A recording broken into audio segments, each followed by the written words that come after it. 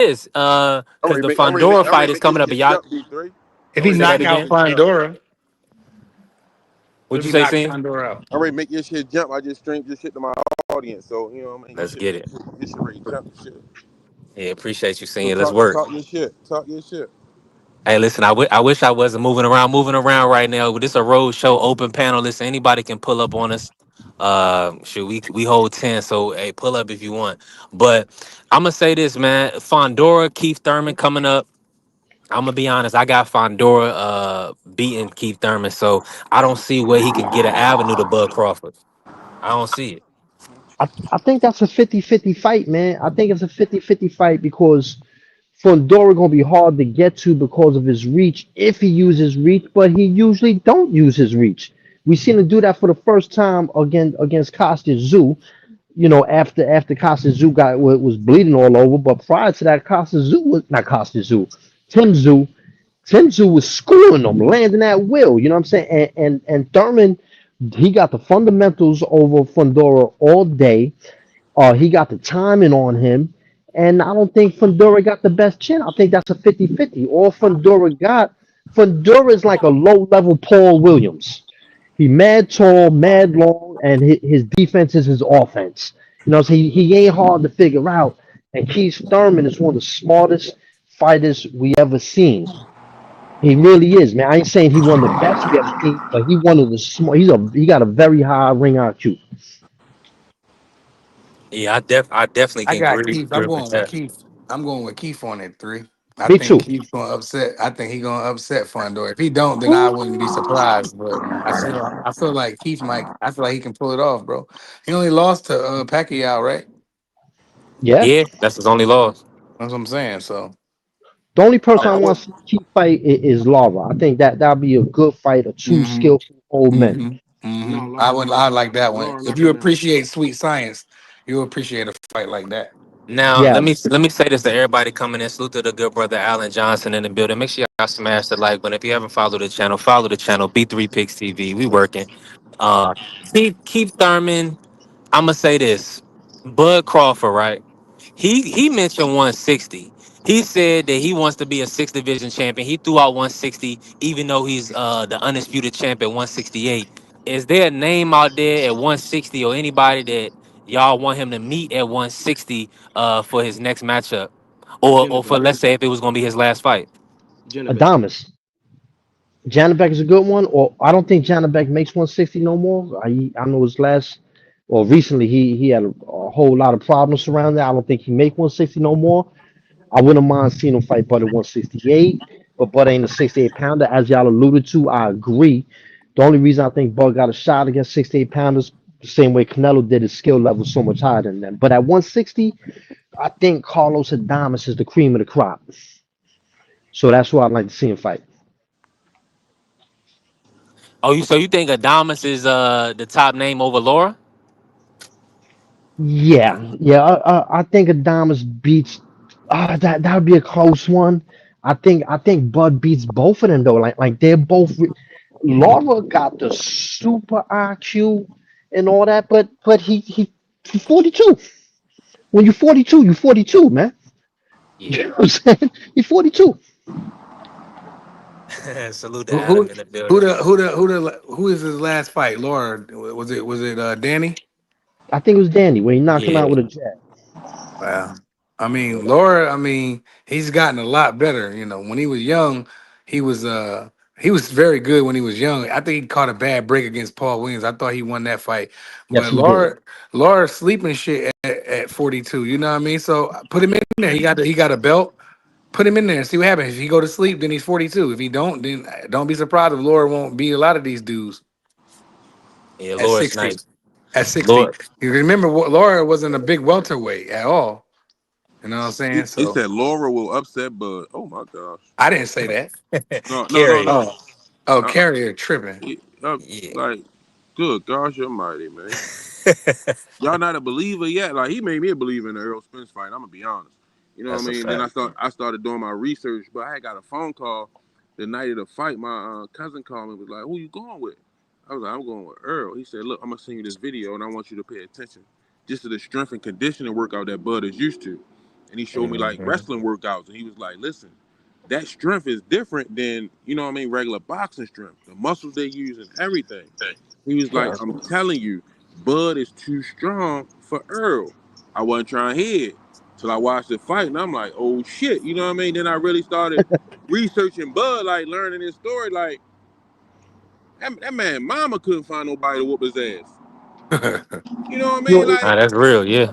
you He's know the what I mean? state Like, and people. that's what I was telling people. Like, Bud fighting was for something different that y'all will never understand. He's Yeah. still fighting for his mother's love. Like, you know what I mean? And she giving it to him, but that shit fucked him up.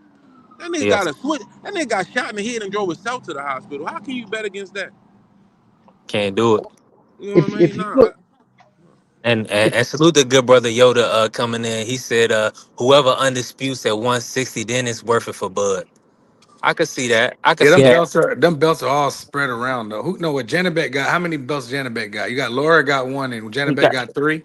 he got two. Adamas Two. got the other one. Okay, Damas so got you, one. yeah, you got that. I mean, 60 is a wasteland right now. I wish they would. exactly. I don't know why they not unifying. I don't know. I don't even know if they work for Bud Time. Anybody at 60. If you're looking at Laura too, right? People say, "Yo, Laura knocking shit out now." He knocking shit out now because his legs ain't the same. You know what I'm saying? That number one, so he got to stand. And granted, it's still good to be capable of being versatile like that. But who he knocked out? Who are these people? Danny Garcia. Danny Garcia ain't been great for a long time, man. And Danny's not a 160. Yeah, he a tiny dude. And then another point I want to touch on where you're talking about Bud's strength. If you look at every boxer that had a wrestling background, they hit hard and they were strong as hell. I'll tell you two of them that hit hard as hell. They might not end up, was Mike Alvarado. Mike Alvarado had a hell of a hard punch, and Kermit Cintron. Kermit Cintron was a knockout machine. They wasn't that skillful because they started boxing late, but every boxer with a wrestling background is strong as hell because boxers are boxing training. You more about stamina than you are strength. In wrestling, you more about strength. Like them dudes be running up and down stairs with a dude piggybacking the dude on their back type shit. You know what I'm saying? Like it just is. Kermit 100%. Cintron is good at wrestling because he jumped out the ring that one time, so he's pretty good at wrestling. Yeah, he ain't amount he didn't amount to being a great fighter, but he hit hard as hell. I'm Did, telling you, look at all the fighters you could think of with a wrestling background. They strong, very strong. I did hope y'all not, think? Hey, let me Jason. say Did this. y'all Lil did y'all G, think Canelo? Did y'all think Bud was gonna be able to withstand Canelo power like he did, and I deliver said to that. Canelo like he no. did? No, he I thought that surprised he me. could if he did what he's supposed to do, which was box and turn him, exchange when he can't. I felt like he could weather the storm. I definitely did. Yeah, I had Bud winning, but the way he was able to take Canelo shots and then how he finished the fight, almost stopping Canelo, he was beating him. I mean, he was punching on Canelo. That was impressive. I was thinking it was going to be more so a Victor Postol type performance where he was boxing him off the back foot, catching him with counters and then moving a lot. In this fight, he stayed inside pretty much, and I mean inside the mid range, and he outworked him, man. That was a legendary performance. I, Especially I told round I nine. told I told GP in the barbershop Friday. I was like, watch. I was like, Bud gonna outbox him. Canelo gonna get frustrated. Bud gonna stand in the pocket and bang with him. I'm not worried about the power. Bud too strong. You know what I mean? And that's Yeah, exactly what the fuck happened. You know what I mean? but And, but and, it's way stronger than he looks. and also But too, you gotta watch how he balling niggas up in the gym effortlessly. You know what I mean? hmm Big niggas, little niggas, whatever, effortlessly. You know what I mean? we don't really know if he could take Canelo power right now to this day because Canelo didn't land too many clean shots. He couldn't because Bud was so He good. caught him. Shit, he caught him with a mean uppercut flush, and he caught him with a straight right flush, straight down the Yeah. middle. No, he hit him. Yeah, He popped him a couple good times, and he weathered the storm because he I was doing wasn't quite everything right. That's why. So if he would get caught with a shot, as long as he would do everything right, I felt like he could weather the storm. And he had an answer don't. for everything Canelo threw. Every time Canelo touched him, he Yes. came right back. Bop, bop, bop, bop, bop, bop, bop. You know what I mean? Shit, nah. He caught him The, flush, and Bud ate that shit. The only concern I had was whether he could take Canelo body shots, but I didn't think he'd get stopped with one. I didn't think he'd get stopped with three or four over the course of a fight. Maybe if Canelo, I still don't know if Canelo would have been landing a lot of body shots consistently. I don't know. But Bud is so good, we ain't never gonna know because most of the body shots he landed was partially blocked. Most of the Bud, headshots he landed was partially blocked. Bud got feet, and I told y'all, Canelo feet slow. He got bad wheels. You know what I mean? He wasn't gonna be able to. He was. Oh, it's gonna be like Bivol fight. He gonna beat his arms. No, he's not gonna be able to touch Bud. Bud Yeah. gonna catch him off from angles and in them little sneaky shots that Bud got. You know what I mean? You see how he was landing them bitches. And I just gotta say one Yeah. more thing in Bud credit. In Bud's credit, a lot of people question his level of competition, but when we question a fighter's level of competition, if they struggle with a B level fighter, then I'm a question. Damn, is he really that good? But when you fight, and he did fight some top level fighters. But even looking at his B level fighters, he dominated everyone. If you dominate everybody on the B level, you must be A level. You know what I'm saying? You must be. Nah, that's a fact, Coach Tommy. Now, I mean, I'm just this is my concern seeing because and the topic of the show, like they said no rematch. The Canelo fans said no rematch fight David Benavidez. Why what's the energy shift in the sport of boxing? Everybody else that lose, they gotta get it back in blood. Why does Canelo get a pass? And on the Do you want and to let see a me add rematch? this. Oh, Do you want to see a rematch? nah, I'm good. You see what I'm I'm saying? Not good. Like need really, for do you one. want to There's see a no need rematch? That's for a what you got. rematch. That's what you Why? got. That's what you got to ask yourself. Do you want to see a rematch? There's no there's No. there's no shadow of a doubt that Bud beat Canelo in that fight and would do it every day of the week. And he beat the judges too. Well, I That say that. Well, I 7-5 mean, scorecard he was nasty. barely beat the judges. That was a horrible scorecard. And then you Yes, it got some was. fans like Fuck Ellie. the Ellie will tell scorecard. Fuck the Ellie will scorecard. We tell you that seen it with Canelo our won. eyes. We seen it with our eyes. Fuck the scorecard. Yeah, We And watched Bud out. We watched Bud put on a master class. the reason Canelo yeah. fans want to see him fight Benavidez because they bitter. They are bitter and they just want to see him take a loss so they could discredit him. You know what I'm saying? And even if he fought Benavidez and got knocked out and got his ass whipped, he still did something Canelo didn't dare to do. Fight Benavidez. And No, I said this before, I'll say it 1,000 times, I'll say it again. And for a lot of people, they hold black fighters to a higher level because they want to find a way to discredit him. It just is what it is, man. You see, they ain't doing it to Canelo. Why they make excuses for him not fighting Benavidez, but they want little old Bud Crawford that started 135 to fight Benavidez. Get out of here, man. I It's don't see want to through. see. I don't I'm want to see with you. Bud. I don't want to see Bud eat Canelo food, and I don't think Benavidez will knock Bud out either. Nah. I don't think so. I think Bud is too smart and his footwork is too good, and Yeah, I don't think that's gonna happen. And salute to Coach Eddie in the building. Ramon, salute. They saying 100%. They in full agreement. They saying people want to see Bud lose. Coach Eddie said Demetrius Andre would have cooked Canelo. I've been saying that for years. What's y'all take on that? Let's start and salute to the Queen, Miss Bitch. Stretched out boxing in the building. Miss, and make sure y'all smash the like button. If y'all haven't followed B3 Picks TV, follow B3 Picks TV. I serve 88 is in the building. Salute. That's I the family right serve there. my Salute to I guy. serve. That's our guy. Now, Stretched man, out hey, but boxing. coach, we ain't seen Coach Eddie. Andre, man. We still looking for Andre, man. Hopefully he can come back and get to the I, back to I, the top of the sport. I think we seen enough of. I think we yeah. I seen think we enough see of Boo enough. Boo. Man, I, he took on the monster. Go ahead, coach. I think Boo Boo is a little overrated and a little underrated at the same time. Man, I think people underrate how good he was because we ain't seen with too many top level fighters. He was ducked by Canelo. He got the style to beat Canelo. I don't know if he could have took Canelo shots, but I would favor him because he got the style to beat him. But I also think they pumped him up a little too much without seeing what he could do against top dudes, and not entirely his fault either. A lot of dudes duck him, so I really don't know what to make of him, but I do know he ain't no spring chicken, man. He ain't no spring chicken right now. So to put him in there against top level dudes at 168 to 175, I failure. They will be setting him up for failure at this stage in the game, and it would serve to discredit him in ways he don't deserve because he really was. I think It's he very really was that good when disingenuous. he was young. It's very disingenuous to expect that man to go to 75 or something like that. That's just ridiculous. Exactly, But exactly, carry my on. I don't know nothing about boxing. I don't think no. Canelo Now, power is a factor versus slick black fighters either. Facts, because they know how to turn them. All you gotta do is turn them.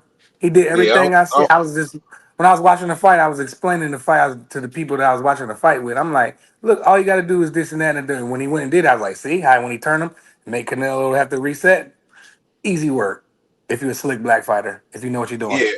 So I really don't. I don't really think you can keep using Canelo's power in that argument. True indeed. True. Yeah, you're right on that. And I think Canelo had the same.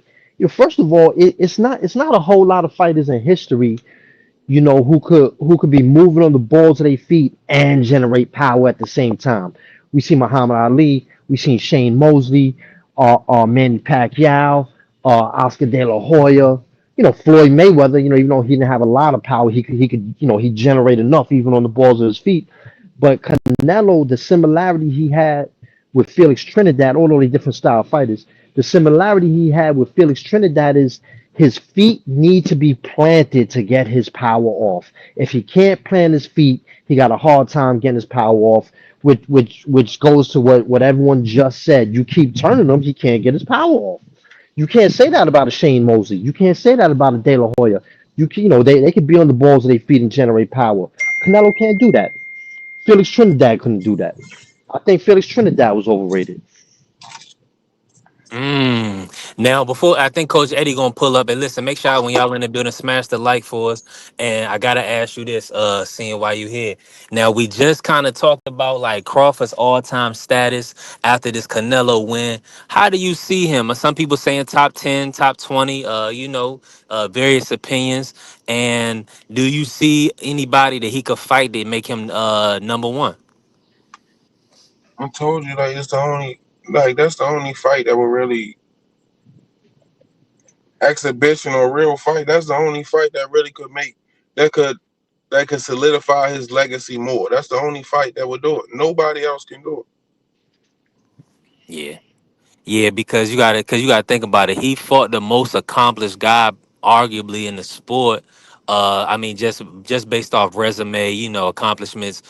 Considered the best Mexican fighter of all time. So once you kind of get that win under your belt, if you're not fighting another legend, then really it's a step backwards. So I mean, Like everybody a want him to get $1 million, $100 million, but I mean, who the opponent gonna be? it's only one. I keep telling y'all, it's only one. You know what I mean? Him, it's gonna be him or Yeah. like y'all said, him or Jake Paul. Him or Jake Paul. You know what I mean?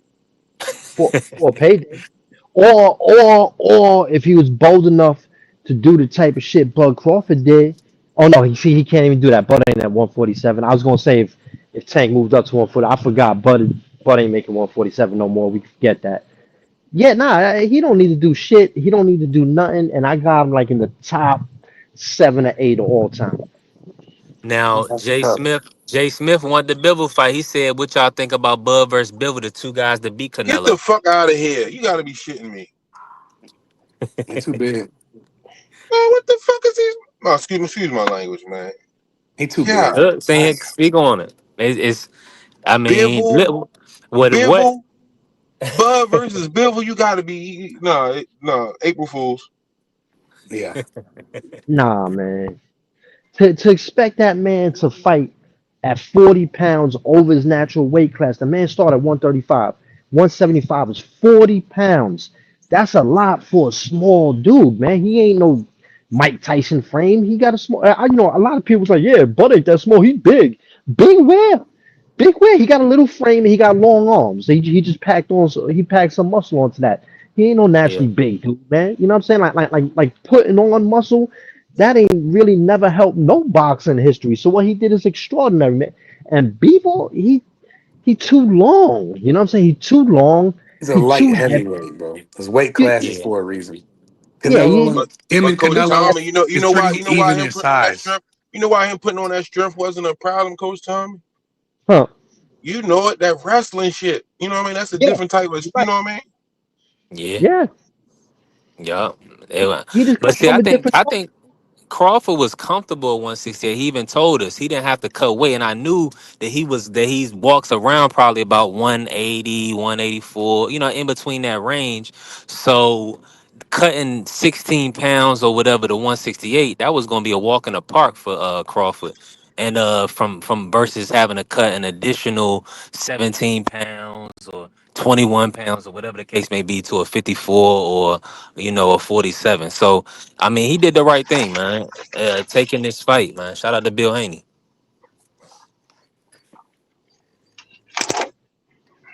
Word, that fact. Shout out to Bill Haney for that. He I mean, definitely listen. told Bill. Bill definitely told Terrence to go fight him. You can beat him. Yeah, nah, that was. I mean, but Crawford. See, that's what I'm saying. Crawford is a true. Well, Bill just didn't want him on Devin ass. I didn't seen that from the past. He always said that that's the one person he was always gonna keep Devin away from is Bud. But Bud is a generational talent. I'm just glad that he's able to put it on display for the public. I mean, he dominated our guy Errol Spence. He didn't dominated our guy Canelito, man. I mean, he's beating these dudes pillar to post. Uh, Man, a great fighter. That was amazing, man. Shout out to Bud. Now, let me ask y'all this, man. So he said good fight. Yeah, shout out to the Queen Annie, baby. She said Bill Haney scares me. Everybody saying gotta give That's Bill crazy. credit. Listen, man. Crawford has proven that he's willing to be great. I feel like it's unfortunate that there's nobody left for him to fight with that'll stamp him as a top three or top one.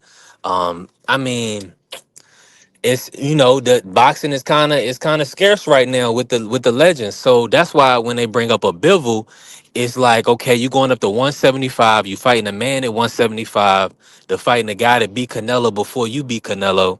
That's the only active fighter that it makes sense for him to fight. If it's not Bivol, then I mean, who else? I'm Janabek. I mean, come on. Bivol can get the work if he want to come in 68. Yeah, my brother Prize, he definitely is on board with any smoke at 68. It's gonna be Salute. at 68.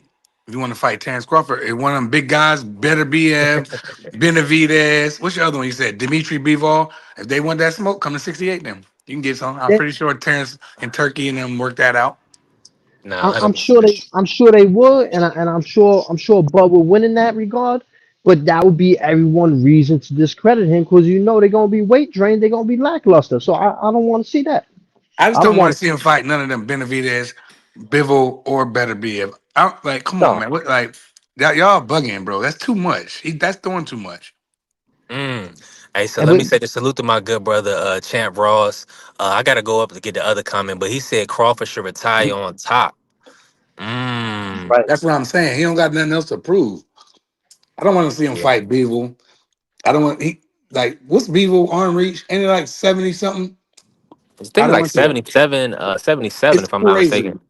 You But expect Crawford this? is You about a expect that lightweight to 74 and a move half, up to? 75. You expect that yeah. lightweight to move up to fight a big light heavyweight? Man, y'all boys is wild, man. Only thing they gonna tell you is Henry Armstrong. Salute to my OG Um, Chris the Legend. And we definitely gonna have a show. He said Crawford is one of the ghosts of fighters past. He's taking on the moniker of, the guys from the past that took on all challenges, dared to be great. I'm gonna do a prelude to that show since I got y'all on here real quick. Do y'all any fighters right now active that y'all see that's really moving to try to be a Crawford, to kind of move through divisions? Who are the fighters that y'all see doing it, or who are the fighters that y'all believe that can end up being a 5 division champion? I got two of them. I got two. Well, I don't know about five divisions, but I got two of them. I think at the early stages have comparable skills, comparable will, comparable heart. That's Bam and Abdullah Mason. I like those two names. It's gonna be interesting to see Abdullah, and both of them. Both of them have already touched the canvas. Of course, Bam touched the canvas against Legend and Juan Estrada, and then Juan Francisco Estrada, and of course, Abdullah. He had that adversity against Vasquez, but I mean, he has all the traits, man. He's a puncher. He's stepping on guys. So I'm definitely Quick, both of them are stepping on guys. So I'm with you on that 100%. let me say one thing in regard to that. People put too much weight into a fighter getting dropped because a lot of times when a fighter is smoking himself out to make a weight, they punch resistance gets better when they move up. Bud got dropped badly at 135. Miguel Cotto got dropped badly at 140. When they moved up, their chin was better. Manny Pacquiao got knocked out at like 115 or some shit. Because when you killing yourself to make weight, it actually takes away from your punch resistance. So when you get at a more comfortable weight and have a little more muscle around your neck and shoulders, that's why dudes with big traps are hard to knock out. It's like a shock absorber. You know what I'm saying? So I can't put too much into a dude getting dropped. It's not necessarily that don't necessarily mean they got a bad chin. Now, if it starts happening repeatedly, even after they move up, okay, now you chinny. And one more last thing I'm gonna say with that, everyone said Tommy Hearns was chinny. Tommy Hearns was not chinny. He got knocked out by three hard hitting killers that knocked out plenty of people. The man was not chinny, man. People put too much into that to discredit fighters. Yeah, and the carrier, he said who dropped Bud at 135.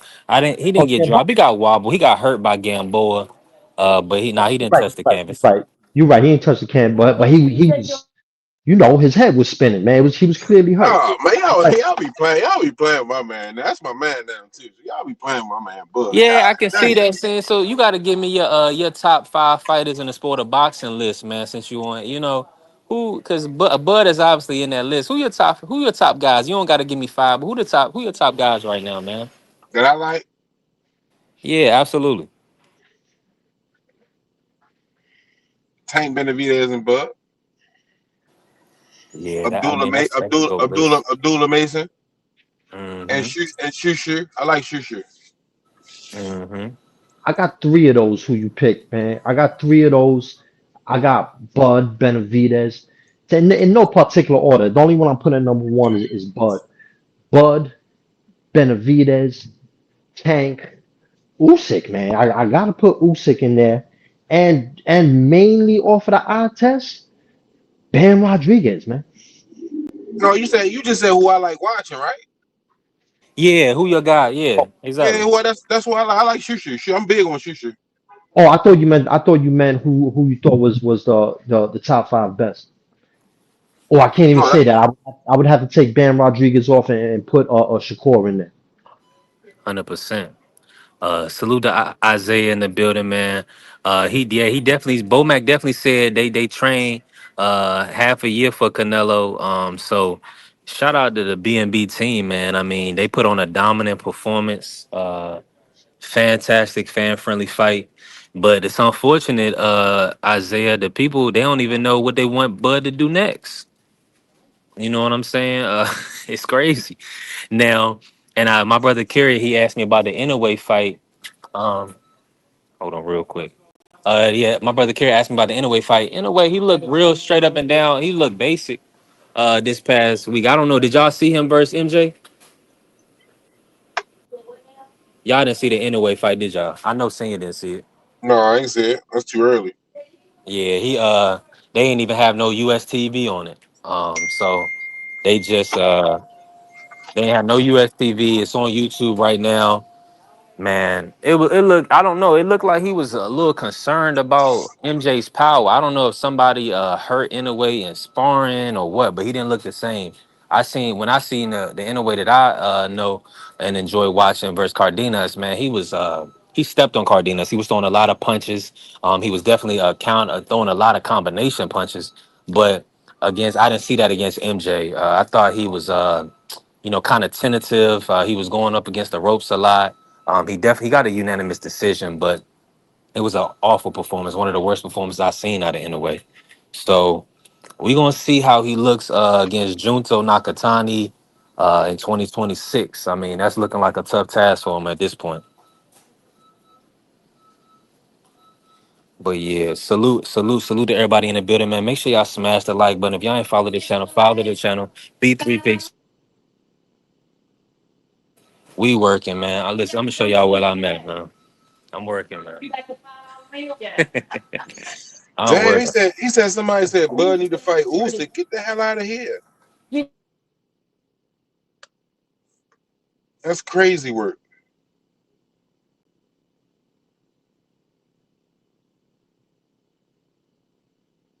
Hello?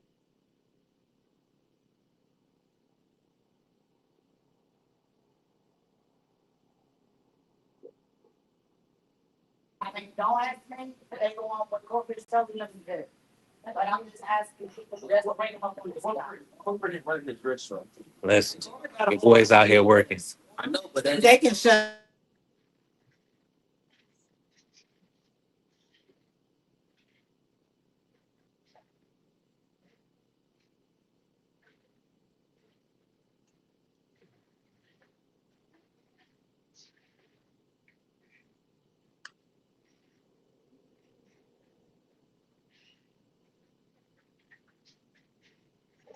Hey, salute to y'all. Appreciate y'all for being in the building, smashing the like button, following the channel. We working.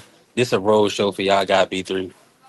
I'm working, grinding, stacking that cheese. Hey, but soon enough, we'll be big enough to have the studio popping. So I can, work from the crib, create content full time from the crib. Y'all already know. Who in the building with me? Coach Tom, you still with me? Seeing you with me? What? Free, you with me? Yes, sir. I'm with you, champ. What's happening?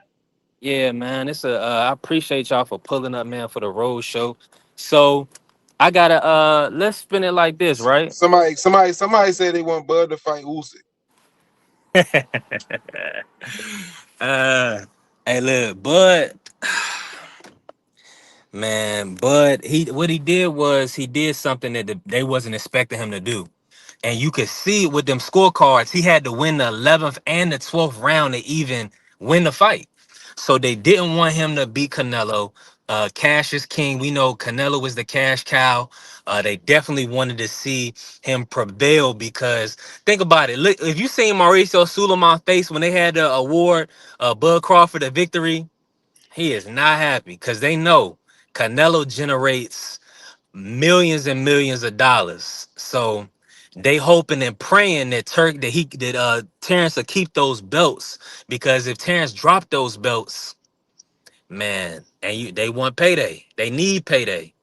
And Mauricio, hey, listen, he gonna get his money. He had who did he have him for? He had him Billy fighting on that card, then Billy fighting, so he getting a sanctioning fee from Billy and Lester. He got a sanctioning fee from Canelo and Bud. Who else was on that card? Let me see. I don't know. Did he have another belt on that card?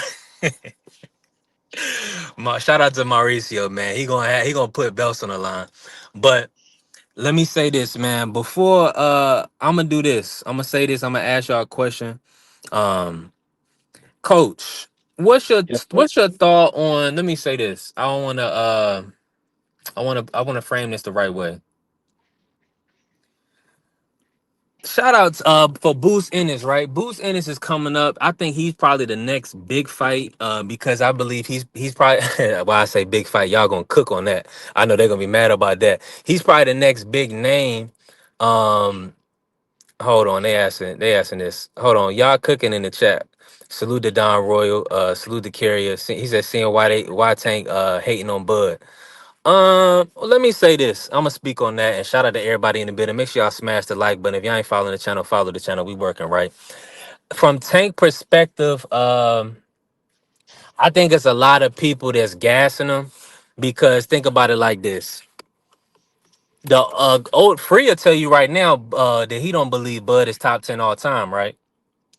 But it's a lot of people, even Brian Norman Jr. came out and said that he believes Bud is top 10 all time. So it's a lot of younger people or people that really haven't studied the sport. They're going ahead and putting Bud as an all-time great or a top 10 or whatever the case may be. Some have, some haven't. But what I'm telling you is that from Tank perspective is he probably see a lot of people bandwagoning because people never show Bud any love. But now they big Bud fans, and they probably doing Bud protection, and to certain people they feel like they protecting Bud. Now, I heard another argument is they said, well, if Benavidez wasn't too big for Canelo, why is he too big for Bud? And I gotta ask y'all that. I'm gonna kick it to y'all that same question. If he's too big, if Canelo, if because a lot of people said, and he was like 25 extra pounds, he was too big for Canelo. But what's y'all take on that? Are people like picking and choosing right now?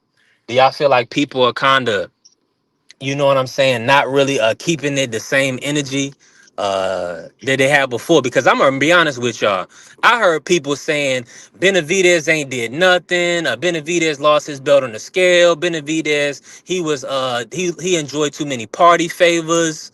Canelo said he only had 25 pounds. That's all he brought to the table. But now it seemed like Benavidez is all well and good for Bud Crawford. Here's Go ahead, I please, answer good. that. Why he wasn't too big for Canelo and is too big for Bud? Number one, I think he was a little too big for Canelo. However, you're fighting in the same weight class, homie. You're fighting in the same weight class. You Yeah. got the belts. You got to defend them belts. And you saying you the best in the weight class. You're saying you fight everyone there. The man was in your weight class. Bottom line. But you asking Bud to go up another weight class. Canelo, they say, yo, Canelo started at 147. He was 15 years old, man. He was 15. Credit. And I don't want to sound like Canelo hater. I give him mad props. But y'all overrating him, man. Y'all put this dude on a pedestal like he King Kong or something, man. The man was 15 years old when he started at 147. Of course, he was going to get bigger. When he was fighting at 154, he made his own weight class, 155, because he couldn't even make 154. So, and you the best at 168. So, no, even though, yeah, maybe the man was too big for you to beat, he was in your weight division. You claim to be the best. Why is he too big for Bud? Because Bud started at 135 pounds, man. 100. Ain't no one in history that I know of fought at 135 and won a belt at 175. You asking him to do the impossible.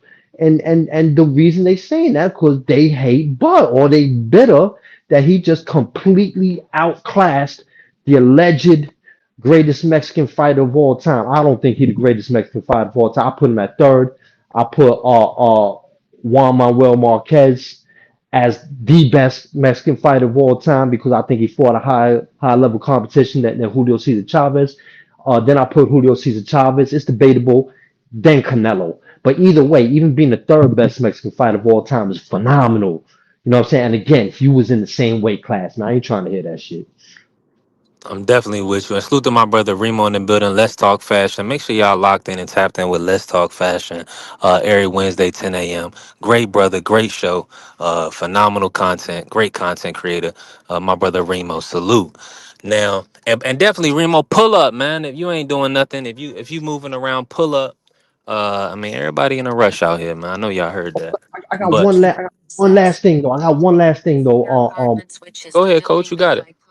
A lot of in Mexico, they're not as high on Canelo as they are here. They respect him, they love him, but they're more realistic fans in Mexico. And I give the Mexican fans in Mexico a lot of props, man.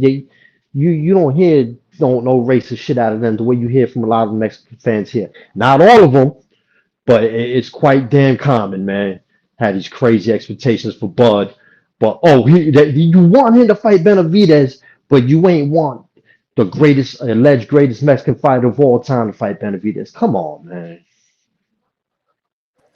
Yeah, that's definitely nasty work. But that's what I'm saying. It's funny that now Canelo, I mean David can be the Mexican champion that they need. You know what I'm saying? he's he's gonna be the great hope to save the Mexican fans. And now that Crawford and got that put on that dominating performance, They, so they, I they don't even need him to be the great hope. Mexico has a glorious history of boxing. They got phenomenal, whether they from Mexico, Mexican American, they loaded. They still loaded, man. They don't need Canelo the way they do, man. They really don't, man. They just made him a superstar, man. He is a superstar, but they just pumped him up way too high, man. yeah. He's definitely he's definitely at that point, man. I mean, the people have built him up to the point where you have certain fans that don't even want him to get the rematch. Now, y'all let me know in the comments and in the chat. Uh, I mean, who has got and coach even said this, who has got more help than Canelo in their career? I mean, the judging. I mean, look, the one judge gave him a majority decision versus Mayweather, right? Gave him a draw. Then he got that controversial decision over Laura. He got the draw versus Triple G in the first fight, which we know Triple G won that fight. I mean, and then you see that Bud had to win the 11th and 12th round just to close out the match, just to close out. Well, we know he won 11 rounds easy. 10, well, probably 10. I'd say 10-2 right now, but because I only really seen Canelo win the fifth definitively. But then there was a few swing rounds. But Canelo is just, I mean, he's just really. I mean, he's the people's champ, man. He's still people love Canelo. Canelo is still one of the faces of boxing. It's just that I want the fans to keep the same energy that they keep for everybody else. I don't want y'all to switch up on us. Um, Let me say they talking about Cotto. Cotto is definitely one of the great Puerto Rican fighters of all time. Who's considered the greatest Puerto Rican fighter of all time? In your opinion, Coach? I'm not really sure, man. Hmm. My man Cano Loco brought up a dude whose name I can't think of, and when I looked up his record, it was really, really impressive. But in my time, in my era, uh, is between Camacho and Miguel Cotto. You can make the argument for Trinidad. You can make the argument for Trinidad, but after he got caught with them illegal hand wraps against Hopkins, and he only had 12 knockouts in the amateur, I can't help but look at him suspiciously. So I'm gonna say, uh, shit. I'm just a big Kodo fan, man. So I'm with for you. me, it's Kodo, Hey, Free, huge. you back? I gotta ask you this. You on mute right now? I gotta ask you this, Free. Um, Yo, Let me ask you this from your experience, even in your opinion, who's the best Puerto Rican fighter of all time, or considered the best? And then is with this loss to Bud. I mean, I know a lot of people was talking about Canelo being the greatest Mexican fighter. Do you see Canelo as the greatest Mexican fighter of all time? Canelo definitely not. Um, he's definitely not the greatest Mexican fighter of all time. You can argue he's the. I mean, there's an argument he's the most accomplished Mexican fighter of all time. I mean, he's the Yeah. first undisputed Mexican fighter of all time. Um, but greatest, no. The greatest Puerto Rican fighter, I would say Wilfredo or Cotto. I don't think Tito. Tito is the most recognized Puerto Rican. He was probably celebrated more, but I don't think he was the greatest. I don't think Tito was great. There's a lot of fights that people believe Tito lost that he was awarded. Cotto, there was no fights that he was awarded that people thought he lost. Cotto, he literally went out there and beat you up. You know when Cotto won a fight. Um, but I wouldn't say Tito is the greatest. I would say Wilfredo or Cotto is the greatest Puerto Rican fighter in my opinion. And I'm half Puerto Rican. In my opinion, is either Cotto or Wilfredo. I forgot about Wilfredo. That's a good choice, man. That's good. 100%. 100%. And salute to Isaiah in the building. He said Canelo is the best kung fu with Mexican fighter, but Julio Cesar Chavez is the greatest Mexican fighter, for sure. That's I, what's up, I man. can't. And then listen, go ahead, coach. Nah, I can't argue if you say Julio Cesar Chavez. He's a bad dude, but maybe I'm biased because I was real little when I was watching him. But I Yeah. think Juan Manuel Marquez when you look at his resume, highly underrated. Highly underrated, man.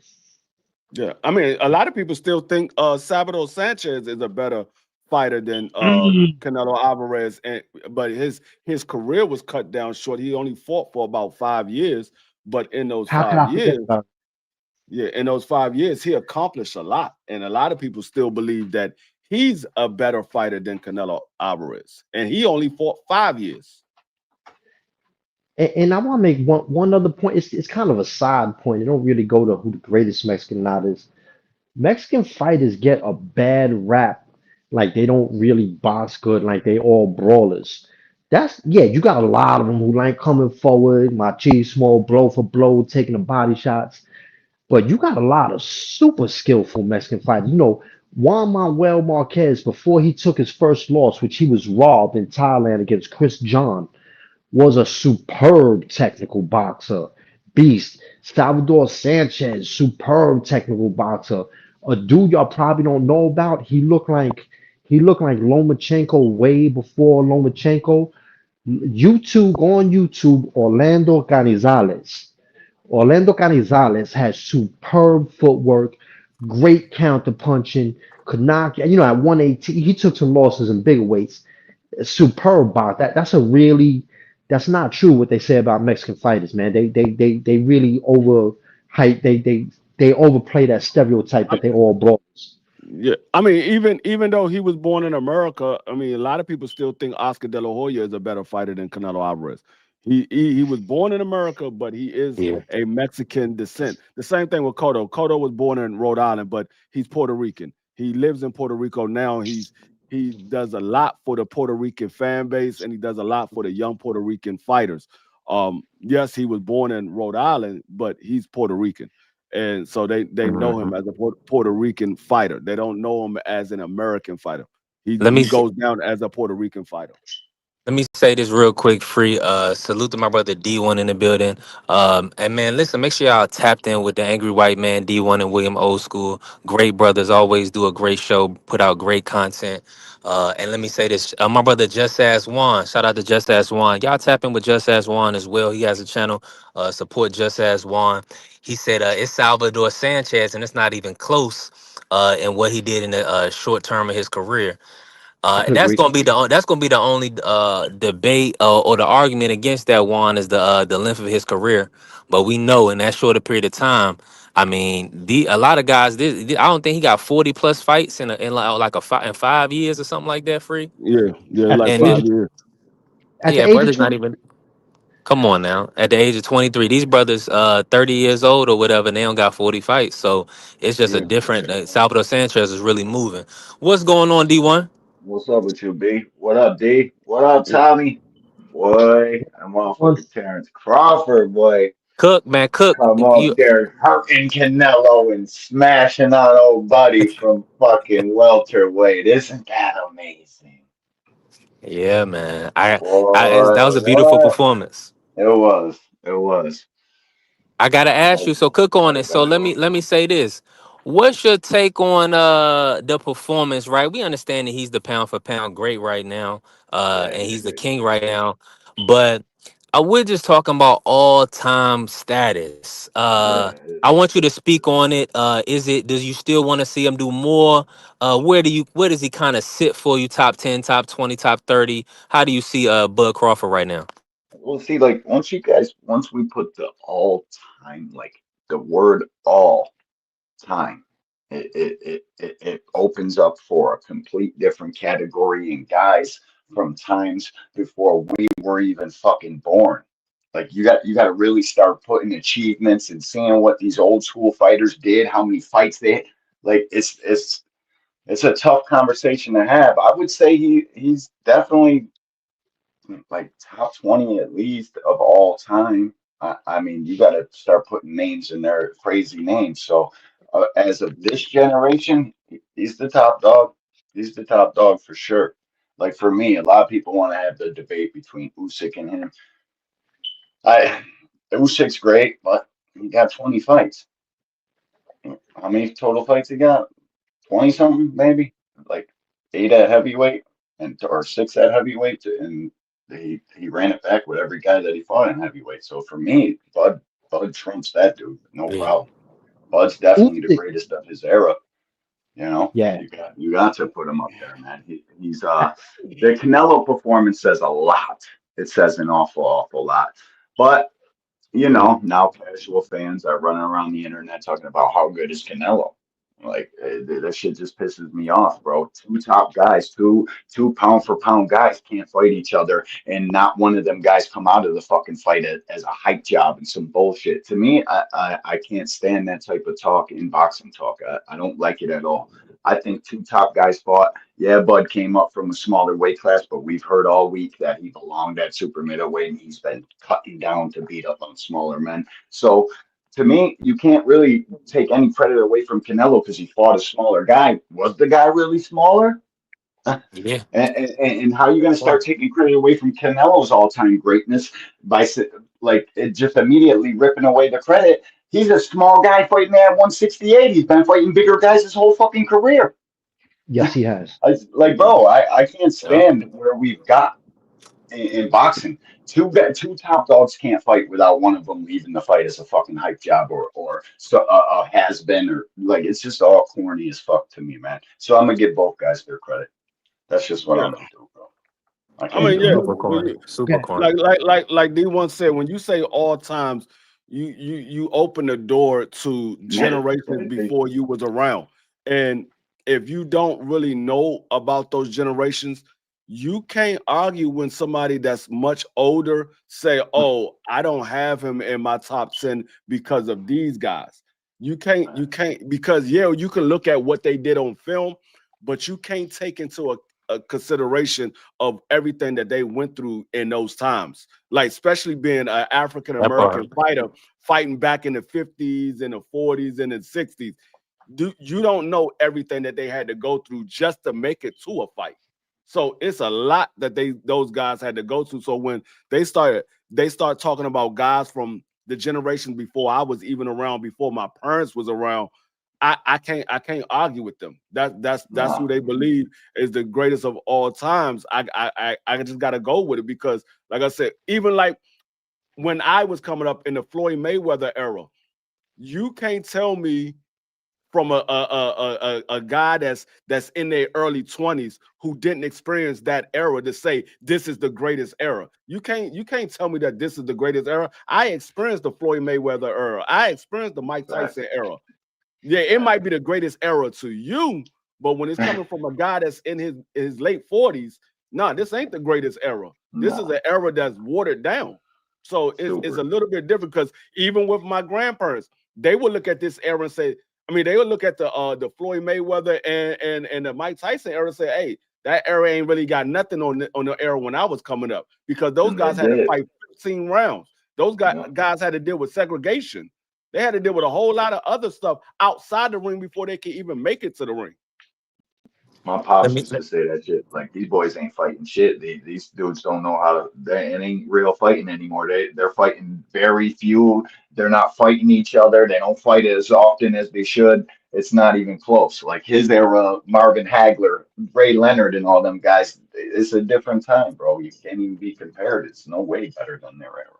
Yeah. They Nah, had that's great a fun. fact. Let me say this real quick. Salute to everybody that's in the building. Make sure y'all smash the like button. If y'all haven't been following the channel, follow the channel. B3 Picks TV. Make sure y'all locked in with D Free Sports Talk, Angry White Man, as well as Real Prison Talk with Tampa Tommy. We working right now. And there's 12 threes come up in the building. Salute. He said, I'm looking for the number one Mexican guy. Y'all know the dude who's always screaming Mexican fighters are better than American fighters. I'm popping in everybody live today. that sound like our good brother BVO. I'm sure he'll be That's around. what Hey, I was. listen, That's what I was thinking about when he said it. m- When you make read it sure, off, I was thinking of BBO. make sure, and listen. He already talking about Victor Conti and Snack Works. Listen, pull up on BVO at 8 p.m. on BVO Sports, and let him know that Bud taxed that ass. That's the first person I was thinking about when you read the comment. I was thinking of BBO. Yeah, troll him. Make sure you on his helmet, yeah, cause Bud earned that. I mean, he beat him pillar to post. and, B, Uh, and for the record, everybody in Sports Talk Network was pulling for Bud. Most of us had picked Bud. BVO was the only one that was talking about Canelo. Canelo gonna beat the black off of Bud. He was the only one. yeah, so show up 12 threes and cook him. As No, long as you but got time, go ahead and cook, yo. it was a great moment for Bud Crawford. You can't take nothing away from him, whether you like him or you don't. You got to get a man his props. I'm not a fan of Bud Crawford. I never have been. Probably would never be a fan of Bud Crawford. But I got to give a man a props when he deserve it. So hats off to Bud Crawford. He did something where a lot of people doubt that he wouldn't do. And for the record, and like I said, it's on record and it's on my daggone my picks and my pool. I picked Bud Crawford by unanimous decision. I knew that he wasn't going to knock Canelo out. I'm like, it's hard to say somebody going to get knocked out that's never even been knocked out, never even been knocked down. I was like, nah, y'all reaching. Y'all wishing that he get knocked out, but I don't see that happening. I knew it was going to be a unanimous decision. You know, I want to say something on that And let all me just time. say this, and cook on that time. But let me just say, salute to my brother D1 for hitting the link. Make sure y'all subscribe to Angry White Man. D1 is Well, a great brother, always showing love, always supporting. So we gonna keep cooking. But salute to D1. I'll be right back, What? B3. I'll be right back. Okay, bet. Go ahead and cook, Coach. You know, now that I really think about it, I think Just Ask Juan makes the best argument for the greatest Mexican fighter of all time, Salvador Sanchez.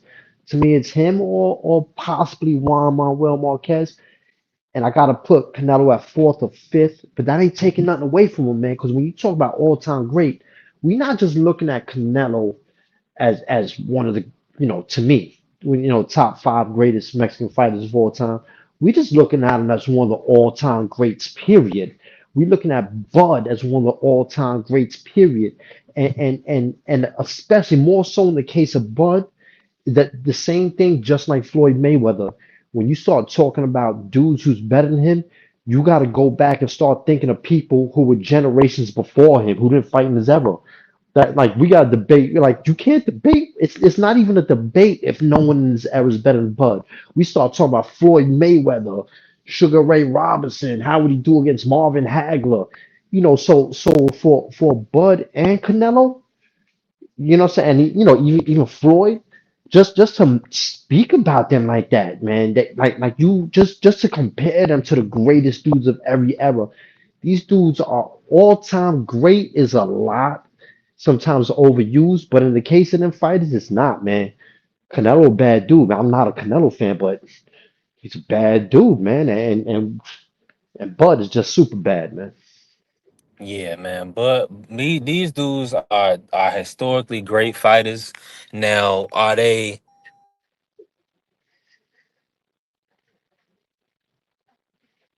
I think these two are two of the greatest fighters of this generation, for sure. But two, you know what I'm saying, wherever you want to rank them, but both of them are top. I believe both of them are probably top 30 all time fighters. I would definitely rank Bud a little higher at this point.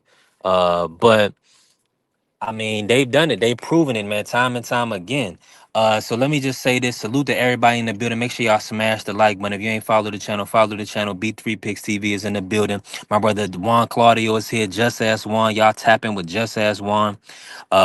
And listen, if I miss your chat, just know I love you. I'm moving around right now. What's going on, Juan? No, I just wanted to get this off my chest right there. Yeah, What I cook it, mean, cook. Yeah. what I mean that Canelo's resume is solid, super solid. Not saying it's not. But look at the resume when we talking about greatest fighters. For the past prime, Shea Mosley. For the past prime, Cotto. For the past prime, Kovalev.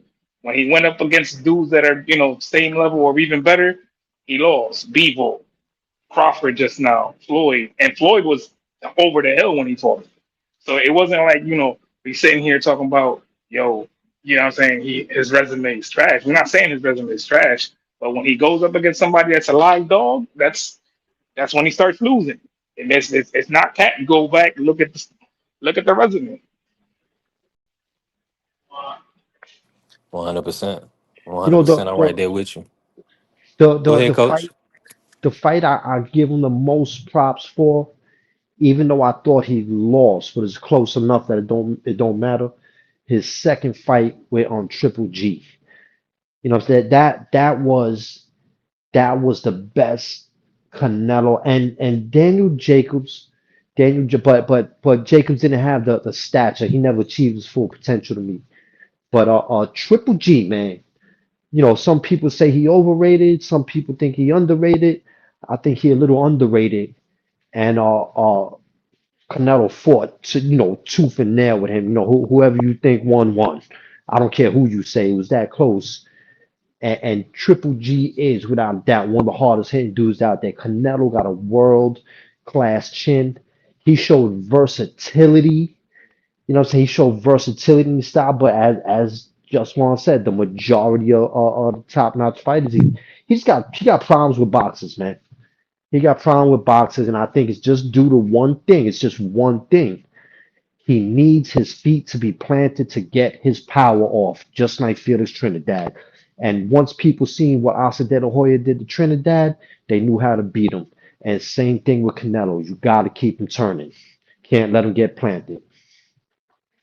But I still put him top five Mexican fighters of all time. And I want to give props to my personal favorite Mexican fighter of all time, underrated, superb resume, Eric Morales. But that's a side note.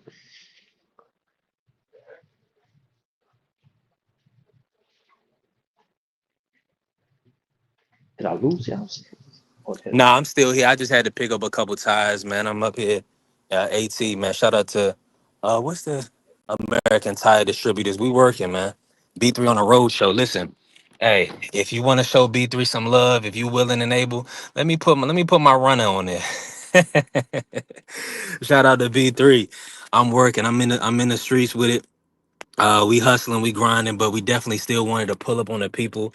I thanking everybody that's in the building, that's smashing the like button, and that follow the channel today. I just started everything, so we working, man.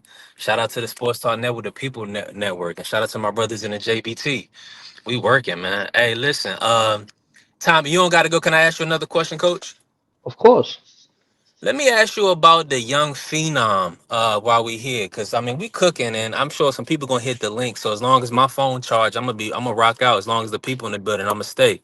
Now the young phenom Xander Zayas at 154. I want to talk about the 154 landscape. I want to talk about Boots Ennisford real quick, right?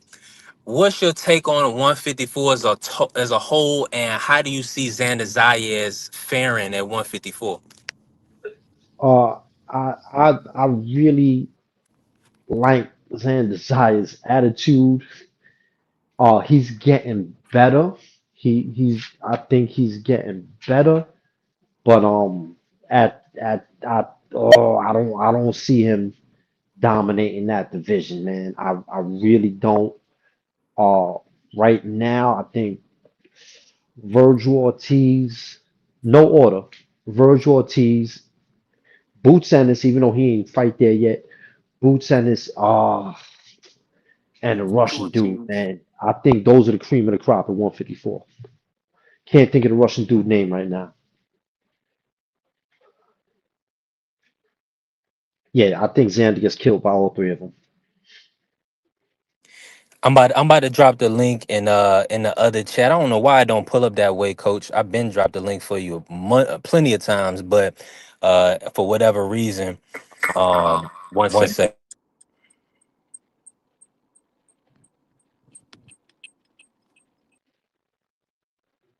All right, I'm back. I'm about to drop the link in senior chat right now, so that way anybody Coach Getty can pull up. In the other chat, I don't know why I don't pull up that way, Coach. Yeah, man. Salute to everybody in the building working with us. We got to get Coach Eddie in the building. I'm gonna find a way. Hold on, let me try this one other way. Oh, this is what you got to do, Coach Eddie. Coach Eddie, come to B3 Picks TV. Leave out of the Rise for right now and pull up on B3 Picks TV, and the link is in the chat. We got to get you to pull up. We definitely got to get you to pull up. Not for nothing. That's one of the people I love hearing when he talk boxing, man. Come on now. That I respect that, man. come on, absolutely, man. Coach Eddie always on point, man. And he always got good boxing takes, man. So yeah, we definitely got to hear from you. Let me see.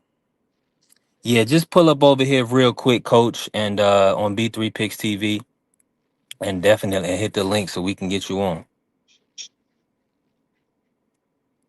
He said, copy the link and just copy it in on StreamYard. That's crazy. I just don't know how to. I don't know why it's not pinning. I don't know why it don't pin. Juan, for real, for real. But yeah, we gonna get Coach Eddie in here. Coach Eddie gonna pull up. Yeah, Coach Eddie definitely gonna pull up. Yeah, I was wondering why you ain't pulled up yet, Coach Eddie. We didn't drop the link. I didn't drop the link for you about 4 times. But appreciate everybody in the building. Let me but while we waiting on Coach Eddie, Coach Tommy now, who do you think is the top guy, or who could you see in a tournament style kind of being ending up as the top dog at 154? Who you liking as the best name right now? One out. Can you hear me? Am I? Nah, I can hear you, Coach. Oh, there. Nah, my. All right, there we go. My headphones went out for a second. The top at 154. I Or the best wanna guy, say, your best guy, not the top. I think Fondor the top, but the best guy in your opinion. yeah, like if they all, if they had a competition, I wanna say Boots, man. I wanna say Boots because I think he hits extremely hard. He got a good frame, he got a good reach, he got the angles, but he takes a lot of flush shots, man. He take too many flush shots. I don't know, man. I don't know, man. I want to say Boots, the Russian dude I can't think of, tied with Virgil Ortiz. Virgil Ortiz is better than I thought he was. Yeah, Virgil showed us a lot in the Magic Mall fight. He showed us some dog. It's just in the Boachuk fight that was kind of an underwhelming performance. I want to I see them line that up for with Boots in 2026. I hope they can get that over the line. I didn't think he underwhelmed in Boachuk. I think he got rocked, he got dropped, he got hurt. But I think he stayed aggressive. I think he outboxed him. I think he won more rounds, man. I know I'm in the minority. A lot of people think Chuck won that. And as far as him and Jerron, I still favor Ennis, but not as much as I used to, man. Not as much as I used to, man, because Virgil got better, and I'm seeing Ennis take too many flush shots. So I don't know. I still give it like a 60-40 for Ennis. I think his angles and his power, that combination is really super impressive though. I'm with you. I'm with you 100%. Let me see here. I'm just letting Coach Eddie know. I think he gonna pull up over here. But yeah, I'm with you that I mean the angles and the angles, as we can see, like the footwork, the combination punching. Those are the things that set you apart in the sport of boxing, as we can see with the performance of Terrence Crawford, the dominating performance that he put on. It was really the angles. It was really just his IQ, man, just being a more cerebral fighter, and just also his combination punching, man, his punch variety as well. He didn't go to the body as much as I would have liked, but I believe his corner told him to stick to the game plan. So go with what's working. Go with what's getting you the victory. So I think that's kind of what Bud decided to do. Now Let me ask you this, Cole. Oh, while we got you on here, we gonna cook. We've been on here for 2.5 hours. As y'all know, it's hard to talk about one person for over 2 hours at one concept. So we working around and make sure y'all smash the like button. If y'all ain't follow the channel B3 Picks TV. Coach. Yep. So let's go into this. And I know the people always want to talk about Devin Haney. He's matching up against Brian Norman Jr. In November 22nd. I got to get your opinion and your thoughts on that while I got you with me. What's your take on that fight and what you expecting to see from Devin and B Norman? I expect Devin to be Devin. I expect Devin to have great conditioning. Because here's what we've seen in his last fight, man, which to me was underwhelming in certain ways. But here's what reassured me. What reassured me is that he still got superb conditioning. What reassured me, he still got great footwork. His bicycle game is good. And the few times where he did get into exchanges, he was still the sharper puncher. He was landing cleaner shots. So I don't expect that to change against Brian Norman. And then especially fighting a bigger, stronger dude than probably that he ever fought. Maybe not the hardest hitting, because Ryan hit hard. So I don't know if Brian Norman hits the same as him or not. But yeah, I don't expect him going in there trying to experiment and do nothing different. You know what I'm saying? You got to stick to what works, stick to what you do well, and do it better than ever. But I don't know if that gets in the win. Um, I'm not gonna I'm not gonna say Devin is chinny, but but we've seen him rock more than once. We seen him rock real good, in two different fights. Yeah, we have. That's a fact. Uh, yeah, I mean, and let me say this though, and to his My bad. defense. Y'all hear me? Nah, I hear you now. Go finish, coach. You hear me, B3? Yeah, I can hear you. You coming through? Am I coming through for you? B3. Yeah, I can hear you, coach. Jump Oh, out I and jump hate when back a in. phone call comes in. Yeah, jump out and jump back in, coach.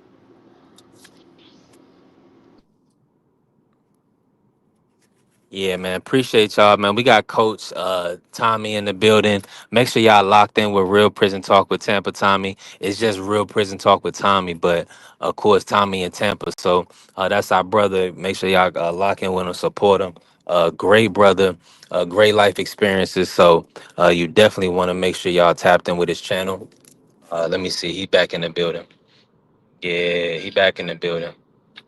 All right, I don't know why I'm in twice now, but yeah, there we Nah, go. you good, Coach. Yeah, I got a phone call. Oh, and I always mess it up. So I was gonna say, man, I think Brian Norman could overpower him. You know what I'm saying? But Brian Norman's footwork better be on point. If Brian if Brian Norman's footwork is fast and sharp, if he nice and light on his feet, quick on his feet, I think he could win. I'm gonna put it like a 50-50. I'm gonna put it as an even matchup. Yeah, Okay. I gotta put it as an Mm-hmm. even matchup. I agree. I agree as well.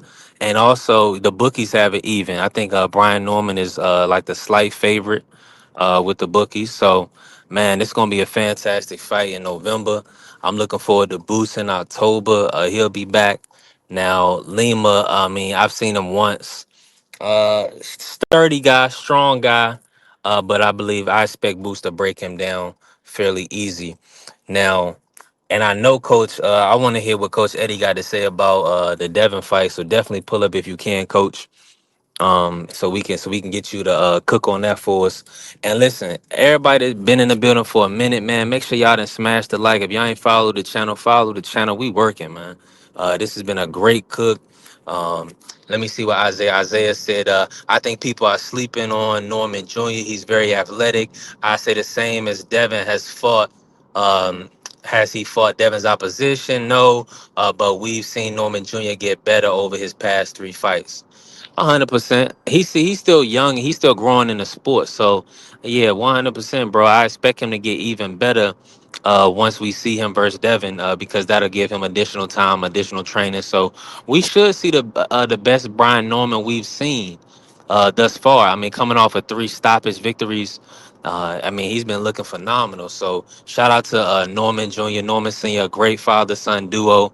I always appreciate them being in the media and when they perform on fight night. I mean, they always bring that A game.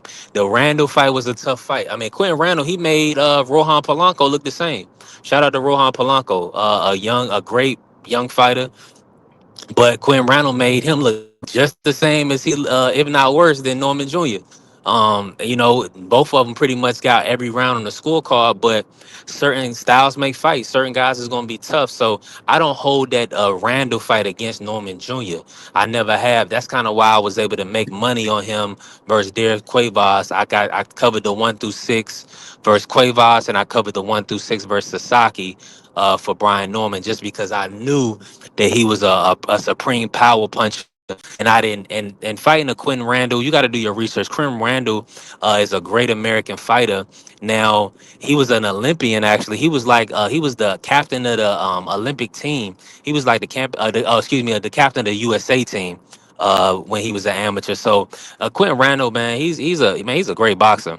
Don't sleep because he getting in there against these young phenoms, and y'all lose perspective. It's a reason why he's the one that they put in to see where the power is. If they could stop Quentin Randall, they know they got the goods. But since they didn't stop Quentin Randall, we see where the fights kind of played out, or how they got moved after Quentin Randall. So y'all got to peep little things like that. How they get moved after they fight a sturdy, tough guy, a veteran guy that just not gonna be there to get knocked out. So that's a fact. Now let me see here. Um, Isaiah, we're gonna keep cooking with you, Isaiah. And Coach, cut me off at any time. Are you still in the building? Can you hear me? Coach on me. Coach might be moving around, but he's still in here with me, man. Appreciate y'all for being in here, smashing the like button. Um, I think Norman Jr. studies Haney. I remember watching his fight, and he was in the room jumping a rope watching Haney versus Loma. Yeah, that's a fact, Isaiah. He definitely studies Devin. And I think in preparation, he probably saw some things like we all see certain things that Devin does with his skill set that we like, that we think Devin is really a very skillful fighter. Now, does he get hit more than we would like? Absolutely. Is he? Do we want him to have more power? 100%. But Norman Jr. was doing the right thing, kind of in preparation. Now that was before he was signed to fight. Uh, he was signed to fight Devin, so I don't know if he was studying Devin to prepare, or if he was just watching, to pick up certain things that he was seeing from Devin. Because I mean, quiet is kept. Devin is definitely one of the young veterans in the game, so it will behoove these guys to at least learn from him and his mistakes, so that way they can be a better fighter. So I'm looking forward to that November 22nd matchup. Now let me flip it like this. Let me kick it like this, and appreciate everybody in the building. Make sure y'all follow B3 Picks TV and make sure y'all smash the like button, right? So I gotta ask you this, Coach: the Tiafimo versus Shakur Stevenson matchup. They supposed to be lining that up for 2026. Do you feel like that we gonna see that fight? And if so, break that down. How you see that fight playing out? I don't think we're gonna get that fight. Teofimo is notorious for ruining negotiations, overpricing himself. I think that's sad because I think he's just as talented as pretty much the whole crop he came up with when he's at his best. But all right, if it does play out, I gotta give the edge to I gotta give the edge to Shakur Stevenson. Because Tio, one thing T, Tio has great athleticism. Yeah, I'm not saying he just wins on athleticism. He has great athleticism. He could explode. He could be. He's very twitchy. Um, Shakur Stevenson, on the other hand, I think he got the timing to beat that athleticism. Uh, Tio's a great counterpuncher, but you ain't gonna land too much on Shakur. You just not. I gotta favor Shakur. I gotta favor. And another thing Tio does too much, he admires his work and he showboats a little bit. And when he does that, it might look cool to the judges, it look cool to the fan, but in that split second, he do a stupid little move or something, he could have been doing something else. He could have been stepping over, he could have been pivoting, he could have been throwing another punch. And I think he does that to his detriment. And every little fraction of a second against Shakur Stevenson means something. You know what I'm saying? And yeah, he's not beating Shakur. Shakur, Absolutely. the only way he beat Shakur Stevenson is if Shakur hurts his hand early in the fight. As long as he don't hurt his hand early in the fight, Shakur Stevenson all day, every day, even on a Sunday. Yeah, I'm in full agreement. I think that'll be a tough fight for Tio. Uh, I mean, I'm gonna be honest with you. When Tio wants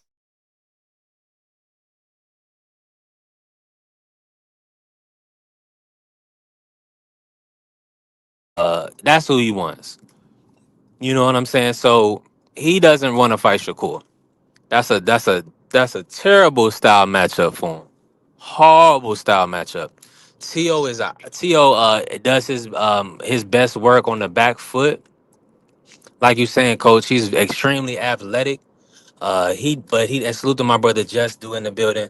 Appreciate you, Just, man. Y'all already know y'all need to be followed to Just Do Boxing. Um, Great brother, great content creator. Salute to my brother Just. Now, I just don't see it. And if let me drop the link just in case you want to cook with us for a little bit before you start. I'm gonna drop the link. Y'all already know it's still open panel. I got Coach Tommy in here working with me. And as long as Coach Tommy in here, I'm gonna be in here. As long as y'all in here, I'm in here. Coach Tommy fall off. Y'all know I'm moving around, so I might be out. Cause I don't want no dead air. But I gotta say this, Coach. I think Tiafimo Shakur is a horrible style matchup. I just feel like Shakur will box him. Tio needs somebody that's gonna stand in front of him, somebody that's gonna come forward, so that way he can do his, so he can show bows, we can have a good time. But as you can see with the out boxes, Jermaine Ortiz and Sando Martin, those weren't fun fights for Tio. Tio was working extremely hard in those matchups to get those wins. So and to most people, he didn't win those fights. You know what I'm saying? So that's that goes to show you that Shakur Stevenson being a cerebral boxer, who also is a good counter puncher, and a technician. That just I don't see it. I don't see it at all, Coach. The Sandor Martin fight, yeah, I make a good point with that. But as far as Jermaine Ortiz and Sandor Martin, I think Tio won both of them fights. I think he won more rounds easily. I can't argue it if they think Sandor Martin won. I don't see how they think Jermaine Ortiz won enough rounds.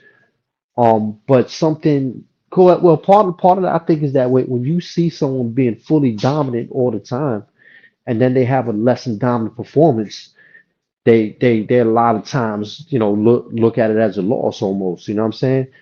Sandor Martin was able to put Teal down twice due to his timing. Sandor Martin can't punch his way out of wet paper bag.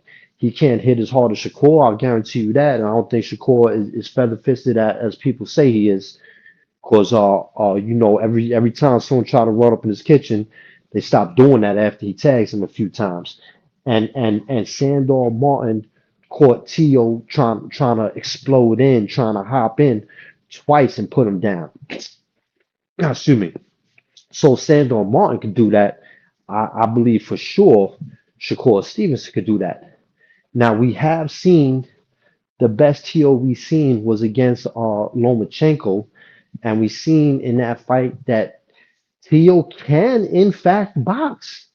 He often don't. He's often more of a counter puncher, as you elucidated. Elucidate. That's not even the right word, but as you alluded to. He is a great counter puncher. He is athletic. He is twitchy. He does fight better off of the back foot when he catches someone coming in. He can use his athleticism, his timing. But if he chooses to box, he can. He does have that ability. But if he chooses to box against Shakur, if he boxes behind the jab, I think that's his best bet. But I don't see him winning. If he wants to, show bold and just be a counter puncher, then he not no. Nah, man. Shakur is underrated. As good as people as some people say he is, a lot of other people underrate him. He just went against Zapata, who's an offensive machine, right? Yeah, Throwing crazy punches, outworking people, out dominating them. Who's the dude he just outboxed? But I mean, he beat before. Zapata. No, no. Oh, Zapata's fight was I can't think of the dude name. before Zapata, Giovanni. Josh Padley. No, I'm not ain't talking about Shakur. Cepeda's fight before Shakur was that Oh, Giovanni Cabrera? no, no, no. Tevin Farmer. Before Tevin Farmer. But he fought Cabrera. Yeah, he fought Cabrera and Maxie Hughes. Maxie Shoes, Yeah, great underrated boxer. yeah, Cabrera, very good boxer. Tevin Farmer, damn good boxer. But he mm, was over his great gifts is his punching volume and his conditioning, and he out conditions you kind of the way Tim Bradley used to out condition people, right? Where he might not yeah, be the most skillful dude, but he out conditioned fighters. Tim Bradley beat several dudes who were better than him because he out conditioned them. That's what Zapata had. Offensive machine. It's hard to be super defensive when a dude don't stop throwing punches. It's hard to be elusive on your feet when a dude is constantly pressing you, and he not stopping for 12 rounds. yeah. And what did Shakur do to him? Shakur made him look average. Shakur made him look befuddled. Shakur, Payton he was trying to be him. Yeah, Yeah. man. And people still doubt Shakur. And again, man, it's when people don't like a fighter, they always want to see they're going to discredit them. They're going to ask for more and more. And Absolutely. classically in boxing, fans don't favor the defensive fighter. Who fans get behind is the offensive fighter, the dude who breaking you up, the dude who's knocking you out, the dude who's giving you excitement. These defensive Pernell Whitaker wasn't all the way beloved when he first came on the game. Muhammad Ali wasn't all the way beloved when he first came in the game. Ali and Pernell had to put in a lot of work before they got respect. Floyd Mayweather, they called him a runner when he wasn't a runner at all. Yeah. They don't get respect. Also he is southpaw. Like what was Marvin Hagler told? He told he got three things against him. He left-handed, he black, and he good. Yeah. Same thing with Shakur Stevenson, although he's a different kind of fighter than him. And Hmm. another thing, a fourth thing against Shakur, as I stated, he's defensive. He's a lot of people don't want to see that shit, so they constantly going to discredit him, man. And but I guess for kind of like baseball, man. In baseball, everyone want to see home runs. Everyone want to see the big hits. But to baseball purists, they like seeing the pitchers duel. Well, kind of the same thing in boxing. I like seeing skill. I like seeing the art. You know what I'm saying?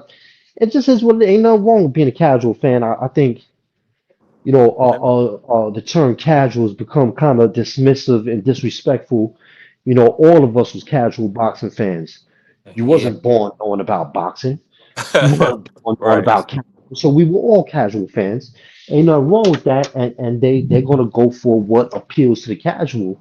But to the educated boxing fan, Shakur is superb, man. Extremely skilled, gifted fighter. Salute to everybody in the building. Make sure y'all smash the like button. Hey, the link is pinned on B3 Picks TV. If you want to come jump on our open panel, pull up on B3 Picks TV. I'm cooking with Coach Tommy. Make sure y'all locked in with Real Prison Talk with Tampa Tommy on YouTube. Coach Tommy Fitness on Instagram. A great brother. He'll get you right if you need to get trained. Coach, man, I ain't got to tell you, but I'm down to about 196 pounds, man. God is great. Oh, that's Now, beautiful, man. Yeah. And Now, all I got. Go ahead. I just want, to stay for the channel, those listening, boxing show. So y'all might think I'm a boxing coach. No, no, I'm an online fitness coach. I train people from the comfort of their living room, wherever you at. Because I do have a boxing background, a little bit of boxing background. I specialize in strength and conditioning. I specialize in body weight calisthenics, lightweight, and as Big me and my man Ant McQueen, fellow brothers I train, tell you, man, I give you that good work. I'm not a drill sergeant. I'm more of a coach. And you can see me on Instagram, man, Coach Tommy underscore fitness. And first session is always complimentary. First session costs you nothing, so you could determine if I'm the guy for you or not. But I know the product I got, man, it's most people, man, you sample that one time, you coming back. Nah, 100%. Coach Tommy, he put me through his workout. We worked out for multiple weeks, and I mean, he put me in. He got me on track. I was up to 200. I was over 230. I was maybe like 231, 232, fluctuating up there. So, in the last, I've been able to get down in 5 months. I've been able to get down 30, like 33, 34 pounds. So, hey, Impressive, I'm bro. Really impressive. So yeah, so we working, man. So I'm super appreciative of Coach now, and I got Isaiah pulled up. Isaiah, WYD, what you doing? What's good? Salute the Yoda in the building. What you got for me, Isaiah? Yo, what's going on, y'all?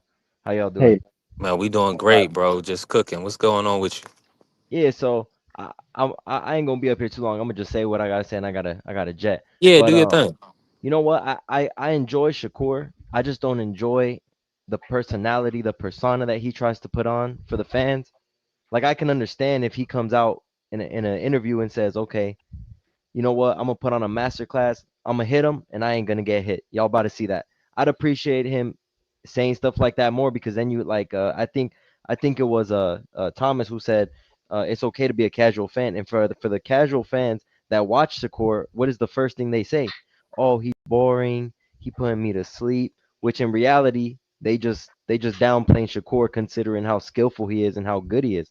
Yup. The Zapata fight really proved to me that Zapata wasn't who they were painting the picture of him to be. They kept saying Zapata's a puncher, but I've Right. watched multiple Zapata fights, and to my eye, I would see that he overwhelms you with punches. That's why he was getting these knockouts. He's throwing so many punches, and two of them you might not even see, and boom, you go down. And what is that? That's considered a knockout, you know? And I felt like 100%. Shakur, he put on a great performance with Zapata, and I appreciated him deviating from his normal style to put on a show. But I do believe that what caused that was the pressure with Turkey saying, "Oh, we don't want no Tom and Jerry fights," and not that Turkey was specifically saying that to him, but I get it. You know, Turkey's putting up this money and he wants to see a show. I get it. I just would appreciate Shakur a little more if he just doesn't do those type of things. And then I seen him post a comment to Ryan Garcia on Twitter. I don't know if y'all seen him, what he said when Ryan had messaged him. I think this was Saturday or Sunday actually, and he said Ryan told Shakur let's fight, and Shakur said the same thing what Bud did to Canelo is the same thing I would do to you. I just don't agree with those little comments because we haven't seen Shakur test himself aside from Zapata at 135. That's just my opinion. I Nah, I, let's. I like I Shakur. I just don't Yeah. like the decisions he makes, and I don't agree with the management and his team behind him because multiple times we see his management or we see Jay Prince come out and say, "Oh yeah, I want to fight. I want Shakur to fight Tank." But then you got another interview of Jay Prince saying, "Yo, Tank, I want you to come and see me, man. I want to sign you." And then you got Eddie Earn saying that he's not instructed to make that Tank fight. You know what I'm saying? So I like Shakur. I just don't like the decisions that he makes, man. And it's kind of hard to really to agree with some of the fights that he's taken. And I don't even want to blame Shakur by himself. I want to blame Eddie because was it a good choice to go to Matchroom? Maybe not, considering the opposition that is there for him. I don't think that those dudes are even on Shakur's level, if I'm being honest. I But I'm think i that I'm was gonna jump out, bro, I'm and in I'm gonna agree. I'm I'm gonna in be in the agreement. chat. Nah, I So appreciate you, Isaiah. Salute to you, bro, for pulling up. God bless, man. Thank you, yes, bro. sir. God, I'm gonna be in the chat listening to y'all for whatever y'all want to respond with. Thank All y'all. right, now. Nah, that's a. peace. Let me say this. Let me just respond to this part really quick. It's we always want these guys to take the best matchups and the tough fights. Sometimes, like he's saying, that we get told one thing in the media and then something else happens behind the scenes. So I'm in full agreement there. And I will say this, right? Williams Zapata. I'm gonna say this. Williams Zapata, they definitely overstated his power a little bit. It was, he's an accumulation puncher. So Isaiah, your eyes not deceiving you. You seeing right. He's an accumulation puncher. He's not a one punch knockout artist. And I saw your comment earlier. He fought Shakur fought De Los Santos different than he fought Zapata. And that's because De Los Santos is really cracking. Uh, so there's a different level of power. De Los Santos is a way bigger puncher, one punch power than Zapata. I think De Los Santos will probably stop Zapata, in my opinion. But what's your take on that? Oh, everything that Isaiah said, Coach. Much of what he said, I agree with. The first thing I'm agree with, where he said he don't really like Shakur's outside the ring antics. A lot of things he said, I completely agree. I feel the same way about Tank. I love, but I can separate what's out there and what I see in the ring. Shakur, I think he's too reactive to what people say. Sometimes he's too hard to try to prove people wrong. What I can't knock someone out, type. If I don't knock this guy out, I'm gonna retire. So I don't care for that at all. But also, I think same thing like Tank again. Man, I think they both very immature. They're very immature outside the ring. Um, I don't always like their business moves. As far as Zepeda, no, I always knew he was a volume punch. He knocked you out with volume. But I'll say this: sometimes, at times, you'll have a harder time with a volume puncher than you will with a one punch knockout artist. Because a lot of times with these one punch dudes, you could see when they're about to throw that. Sometimes it's easier to avoid one or two hard punches than it is a dude that's coming at you throwing 50 punches. And whether you stab me 50 times or you shoot me once in the head, at the end of the day, I'm still dead. You know what I'm saying? So however they get the knockout, you knocked out. However they get the stoppage, you stop. You know what I'm saying? So I think no, Zepeda wasn't the hard hitter that some people said he was, but he is as good as a lot of people thought he was. He's proven that against very good boxers, man. Against really good boxers, he has proven that. And also too, because I don't want to discredit. I think that was a great win for Shakur. I think he was superb against a dude that gave a lot of people a hard time. Undefeated, volume puncher, great stamina, on you, man. He's on you. He on top of you. And Shakur made him look average, very average. You know what I'm saying? Same thing I say about Canelo. Who, aside from Bivol, who made Canelo look so average? The way Bud did. Like really nobody. You know what I'm saying? And that's what Shakur did to Zepeda. With the De Los Santos fight, I don't think Shakur necessarily fought like that because De Los Santos hit so hard. I think he fought like that because I believe, as was said, that he had a bum shoulder. He was barely throwing. He fought with one arm damn near every single round, and that is extremely hard to win a fight. I think if he fought that fight any other way, he would have took a loss. He would have took. It's just something you can't do. So, if anything, I'm impressed by the De Los Santos performance. It wasn't fun to watch. Don't get me wrong, but I'm impressed that a one-on fighter could do that to another fighter who's on a world class level, and and Shakur landed 50% more punches than him. I think Dennis Sanders landed 40. The at the time was the lowest landed in history, and Shakur landed like 63. So he clearly outlanded him with one arm. It don't look pretty when you jumping out the way when you stay on the bike, but he landed more punches easily. He won more rounds. De Los Santos was frustrated with a one-arm fighter, man. So yeah, I'm very impressed with Shakur, but I do completely agree with the brother said about Shakur claiming he gonna knock someone out, he gonna do this, he gonna do that. Yeah, that's it's immaturity, man. Hey man, I'm with you 100%, coach. And a lot of times, and I know my brother Senior, he say this all the time. He's like, "Don't sell me death if that's not what you going in the ring to do. If you going in the ring to box, just say, I'm gonna go outclass this guy. I'm gonna make him look silly, and I'm gonna outbox him. If whether it's for 12 rounds or less, that's my intentions.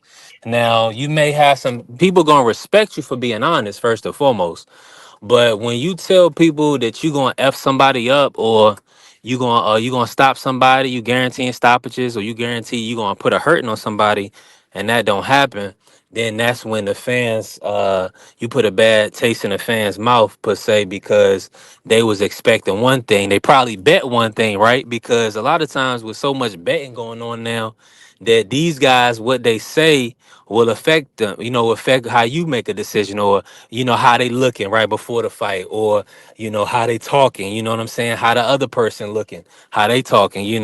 Now that shouldn't go into the play. You should do it by the X's and O's, but I mean, at the end of the day, if you think, if Hitchens tell me he gonna step on Cambosis, you know what I'm saying, I'm gonna believe him.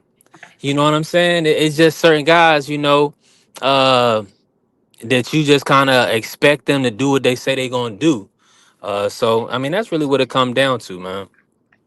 Sh- You know Hey, what, man? and let me say this That real quick. Salute to everybody in the building. Make sure y'all smashing the like button. Make sure y'all following B3 Picks TV. Go ahead, Coach. you know what, man? After I said what I said, I kind of had the second, almost play devil advocate with myself. Yeah. I'm not mad if a fighter say he gonna do one thing and do another. If you're trying to sell something and get your opponents prepared for one thing and you do something completely different. But I don't think that's the case with Shakur. I think Shakur like really wants to play to the crowd. He really wants to shut up the criticism and will allow that to affect his game and affect his game plan. Or or or like I think or he says he gonna do something and then when he comes in it don't work like that. So he gotta revert back to doing what he's doing and it kind of make you look hypocritical.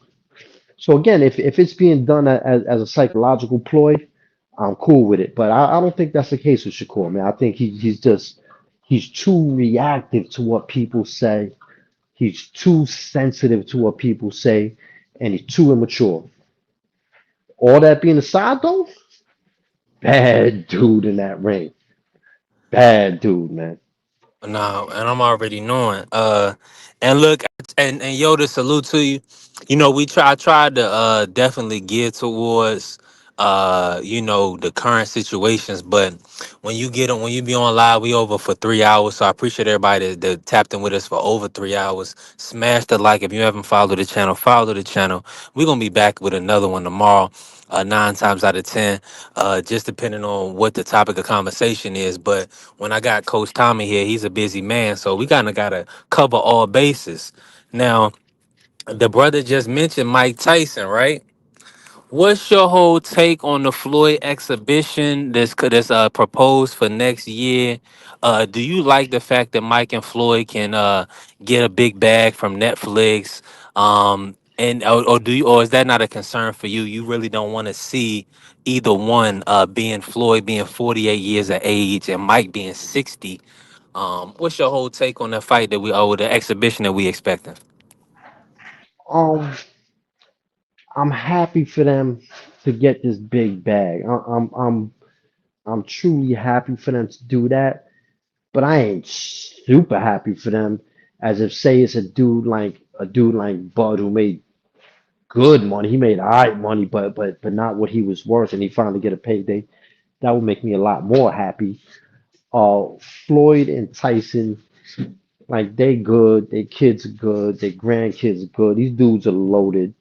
But who am I to tell you not to go out there and get more? So, go get your bread, my man. I'm cool with that. I don't want to see it. I don't want to see it though. Mike Tyson's what, 59, 60, 61? Just about 60. Let's call it 60. You know what I'm saying? He gonna go out there. He gonna get embarrassed by Floyd. He just is. You know what I'm saying? Floyd is fresher. He's a lot younger. Floyd is probably what, about 46, 47. Is a huge difference Yeah. from 60, man. That's a big, big difference from 60. If anybody's 40 years old, you know the difference you feel at 40 than you did at 30. And the difference from 50 to 40 is way greater than the difference of 30 to 40, right? So once you go on to 40, and you think it lessens when it hit the 60? No, it multiplies. So I think Floyd going to dance around, be unhittable. He's and it, you and you know what, you kind of picking on the old, even though Floyd is old, you picking on the old man. Floyd is middle aged. Mike Tyson's damn near senior citizen, man. I don't want to see that, man. I don't want to see that. Like just personality wise, I like Tyson more than I like Floyd. But yeah, I'm not interested in that, man. But go get that money, man. And 100% get your bread. Shout out to Floyd. Shout out to Mayweather. Mayweather Promotions. I know they're gonna have a fantastic fire undercard. I'm expecting to see Carmel Moten and Joseph Brown. Hopefully, they can get a Scooter, Derek Davis on the undercard. Guys like that to make it a real fantastic event. Now, with that being said, Roy Jones had a lot to say to Mayweather. It's funny that they was going back and forth for he kind of, I guess Mayweather kind of tried to start something with Roy, but he knew he was working on the Tyson fight.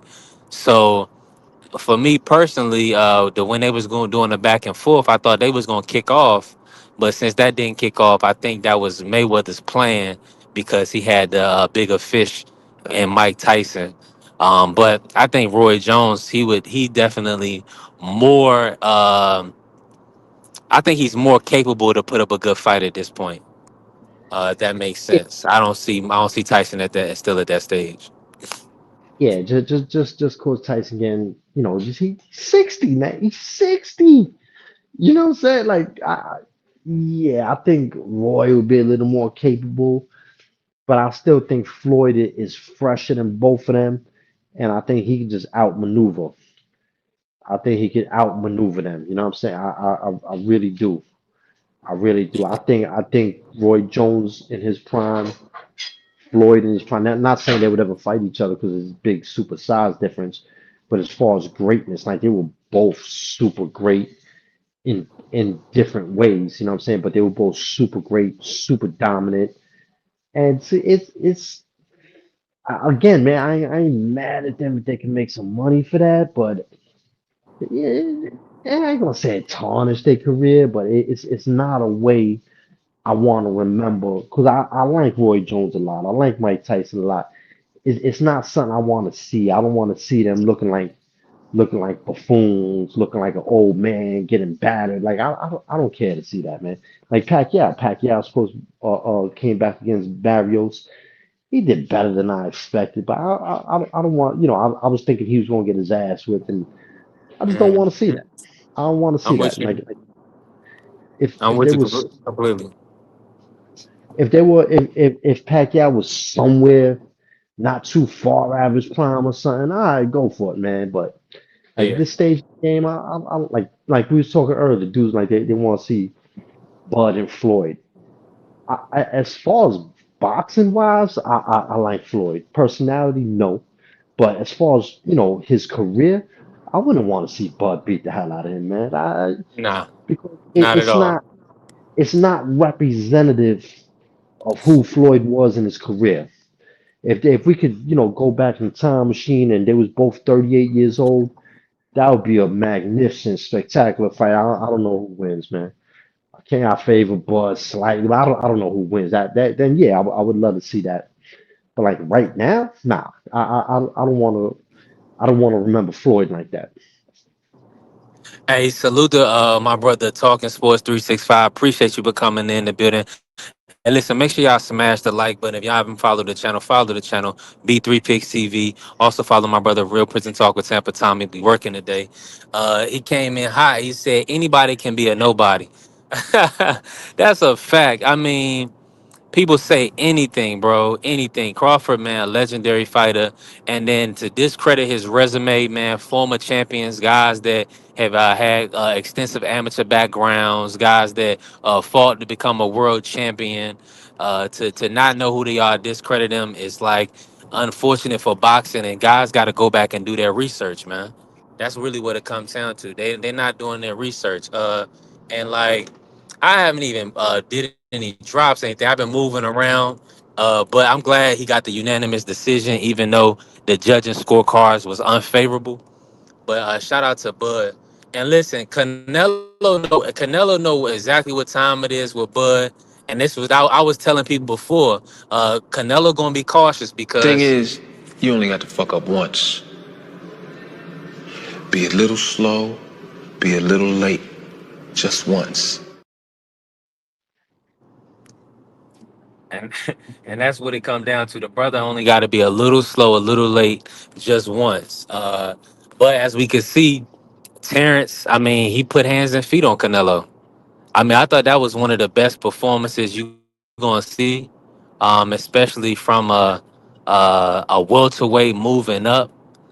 Pretty much a junior middleweight. So that was two divisions. Some people don't even consider him a junior middleweight. So I mean, three divisions. I mean, phenomenal, dominant performance by Bud Crawford, man. Listen, I can't wait to see it again. Oh, and for everybody that's in here, this is the intro for the day. I'm gonna run it back for y'all, so y'all can see what time it is.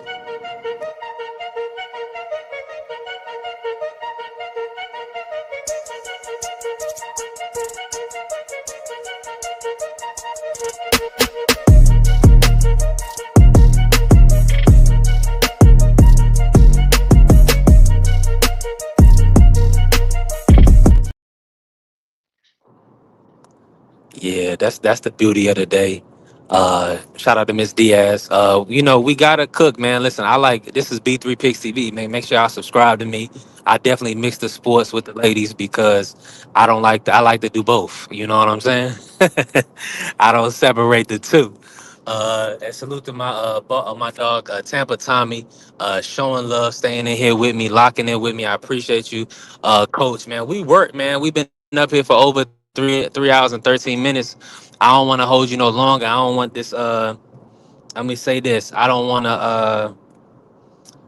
My audio to go out while we out here on the road. But um, if anybody want me to run the video back, just let me know, man. That was a great video. I mean, Crawford spent Buddy around. Canelo was looking like, whoo. He was just making sure another punch wasn't coming. Cause Bud was cracking, man. Bud at 165, he's definitely showed that power. He was hurting Canelo physically. You could see he broke him down late in the fight. Canelo almost looked like he wanted to get up out of there. I think if Bud, and I even heard Radio Raheem say this, salute to Radio Raheem, he was like, and I was believing this as well. If this was a 15-round fight, Bud would have stopped him. What do you think about that, Coach? Do you think if it was 15 rounds, Bud would have stopped Canelo? Um, I think if it's a 15-round fight, I think Bud would have hurt him a little bit more. I don't know if he would have stopped him. I think he could have possibly stopped Canelo on his feet. You know what I'm saying? I just don't see Canelo going down. I actually picked him to stop him on his feet. I thought he was going to break him up, render him a little bit useless towards the later of the fight. As Bud got confident, but I don't think, in my opinion, even if it went 15, I think Bud would have mixed it up in spots, did what he did, mix it up with him, outbox him, mix it up with him, outbox him, and I don't think that would be enough to stop him unless Canelo clearly slowed down and Bud knew he could have his way. You know what? Yeah, I do. Because Canelo does tend to fade. His condition was pretty good this fight, but he does tend to fade. It was 15, he definitely would have faded. And yeah, I think Bud would stop him on his feet. I had to change that. Yeah. And let me say this really quick. Salute to Mr. Henderson. God bless. He said for the Javante exhibition, we need Scooter Davis, Jaleel Hackett, Mojo Jones, Freezer Time, Sugar Sheet. 100%, 100%, man. Shout out to the great boxers in the DMV area, especially out there in Baltimore and Upton Gym. I mean, Coach Kenny, Coach Calvin doing a phenomenal job with the fighters, building them up, supporting the community. So 100%, man. We gotta have that action. Salute to T Hill in the building. Appreciate you, T Hill. If you want the link, T, oh, you already know where it is, T Hill. So if you available, you can pull up. You already know what time it is, T Hill. Shoot, you'll extend the show if you pull up, because I know if you pull up, some other people gonna pull up. So if you definitely T Hill, we got over 20 people in the building. Make sure y'all smash the like button. Cause if T Hill pull up on us, oh, you already know we gonna have another hour or so of work if he's available. That's my brother T Hill, always showing love, always supporting. Shoot everybody pretty much. A great brother. Now, let me say this. He said shots, shots, shot, shot, shot, shot, shot, shot, shot, shot, shot, shot, shot, shot, shot, shots. Everybody. Salute to the good brother T Hill, man. Listen, make sure y'all smash the like button.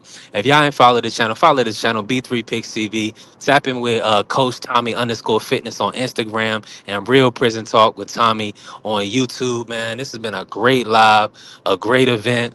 I mean, my brother Senior simulcasted with the on the Rise podcast. So salute to my brother Senior, always showing love, always showing support. Make sure y'all stay tapped in and locked in with Senior. Hit his cash on. Appreciate for all hard work he do for the boxing community and for on YouTube as well. And my brother Dank Father was in the building early, and I didn't get to say anything. Salute to my brother Dank Father. Hey, listen, if you're available, Dank, you already know you can hit the link anytime, bro. We working, man. We you know we just trying to give a road show, trying to give the people box, but also life.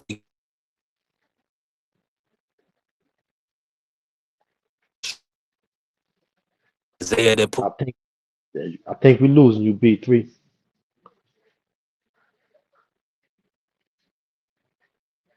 All right, it sound like we lost B3. Sound like B3 is all the way out, man. It's been a pleasure to chop it up with y'all.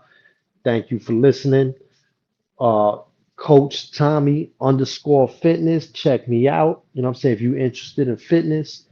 And my last words, stay safe out there, people. All this shit you hearing, don't think it's not real. It is. Be safe. God bless. Protect yourself. Protect your families, man. Stay sharp, man. I'm out. Peace.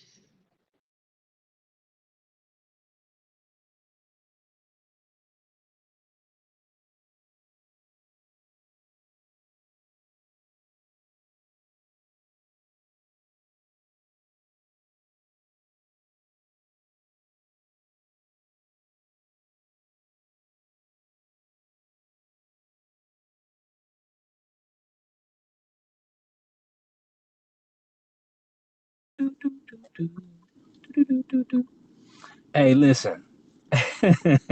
I fell off, but I ain't done. I'm about to tell, hey, pull up T Hill, pull up T Hill, nah, we ain't done. I got told T Hill he gotta come on back. Yeah, we ain't even get T Hill words on the live. Listen, I know some people fell off, but we still here.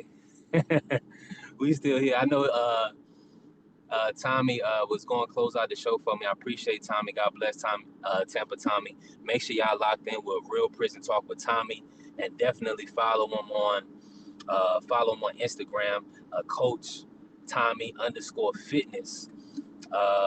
So we can finish. So you know what I'm saying. But hopefully I get T Hill to pull up on me, man. But if he can't, it's all good. We're in the show. We're in the show on a positive, on a good note. Um, yeah. Man, listen, it's always a pleasure. You already know I didn't get Coach Eddie on the line for everybody today. for whatever reason. But God willing, in the future, I get Coach Eddie in the building, and we'll work, man. We'll definitely work. See, the people still in the building. Let me see what Marcus said. Salute to Marcus. Appreciate you, bro. He said, what if Terrence try to go up after Bivol at 175? Yeah, that's been the topic of conversation today, man. What is Bud gonna do? I think if he does go and fight, that's really the fight, bro. Because Bivol beat Canelo. Nobody else in this era has done enough to really garner or generate the revenue or even kind of be in position for that Crawford fight. But Bivol is the guy. I think if he goes up to 175, if he dare to be great again and fight Bivol, that would cement him. I think we could consider him the number one boxer of all time. Yeah, we have to start looking at it like that because, and this is from my perspective. Any historians can hit the link. The link is pinned. Let me put it back in. Let me put it back in the chat, real quick. Just because my audio is straight right now and I still got people in the building, I'm not gonna end the live just yet. I wanna cook on this with Marcus real quick, but think about this though. And I believe Coach Tom even said it on this live. There's not been a fighter to go from 135 to 175. So him doing that will put him on a Mount Rushmore for sure. I mean, he would have to be top 3 all time boxers. I mean, he would be right up there with Sugar Ray Robinson and Muhammad Ali. His name would have to be up there, with those guys. I don't know whether you want to put it Joe Louis, because a lot of people have Joe Louis number 2, vice versa. Everybody has a different list. But if Bud goes up to 175 and beats Bivol, or even a Benavidez, I prefer the Bivol fight because Bivol is unified. He's a current 175, former 175 undisputed. So he has more credibility than a fight with David. Now we all love David, but Bivol is the bigger accomplishment, having a win over the Canelo and having a win over Beterbiev. So I think that'll be a great fight for Crawford. Man, shout out to Crawford for wanting to take on the tough challenges. Now he did say 60. Crawford said he'll be possibly going to my bad. Crawford said he may even entertain 160. So the names at 160 is Laura, Janabek, and Carlos Adames Bronco. I don't know if any of those names are appealing. We probably want to see Crawford, either fight a bill, or man, walk off into the sunset, man. Crawford lead the game with all his faculties. I know everybody on our side, we want to see Crawford get $100 million payday. We want Crawford to be able to, generate that wealth, be able to take that $100 million and invest it into his community, into his family, into his kids' future. So that's what we're looking forward to, right? So that's what we want. So, man, listen, Marcus, I believe that Crawford would, he's already, in my book, I would have to really break it down. I'm putting him as top 15 all-time boxers. If he goes up and defeats a Bivol or Benavidez, he has to instantly go well into the top 3 range. So top 5, top 3 range. So that's what I'm looking forward to seeing from Crawford. Hopefully he can dare to be great. If he can't do 175, defend at 168, go for 6 divisions at 160. The world is your oyster. I mean, if he still has the will to win, the will to compete at the top of the sport, I want to see it happen. That's just me. That's just 3. Let me play my brothers. It's for everybody saying, let me play the intro for the day one more time, man. Salute to the good brother Bud for dominating Canelo, man.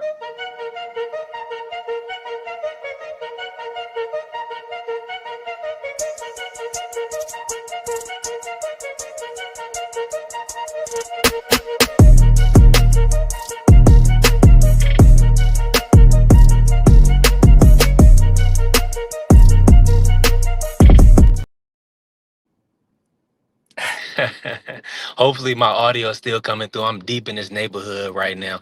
Listen, appreciate everybody that came up to show love. T Hill even hit the link, but he couldn't stay on. I guess he thought the show was in it. Shout out to Tommy. Shout out to D Free. Shout out to my good brother. Shout out to Isaiah. Shout out to who else? Marky Dan hit the link. Prize Fighter. Man, everybody was in the building. D1. Salute to all my good brothers that chopped it up with me today. Listen, before y'all go, man, make sure y'all smash the like button. If you haven't followed the channel, follow the channel. It's B3 Picks TV. Hey, listen. Hey, I'm still rocking with your boy. We still rocking with Tank, man. Listen, hopefully, shout out to Tank and his exhibition. Like I believe it, Mr. Henson said, we need those great undercard fighters on Tank's undercard. Scooter Davis, Mojo. We need Freezer Time. We need all those, young guys, putting their titles on the line, but putting, their self on display for the public so they can kind of build their name in the sport and they can bring the next generation, because Tank Davis, he can't carry the sport on his back forever. The younger guys got to come up, got to make their way, got to put their mark and stamp their flag into the sport as well. So that's what we're looking forward to. So I appreciate everybody that came in and showed love to B3 Picks TV. Make sure y'all tap in with me tomorrow, and I'm gone. All right, is you motherfuckers finished? Y'all finished? You silly motherfuckers. You got to be soldiers, all right? Soldiers. Not clowns, goddammit. Drive, and you shut the fuck up.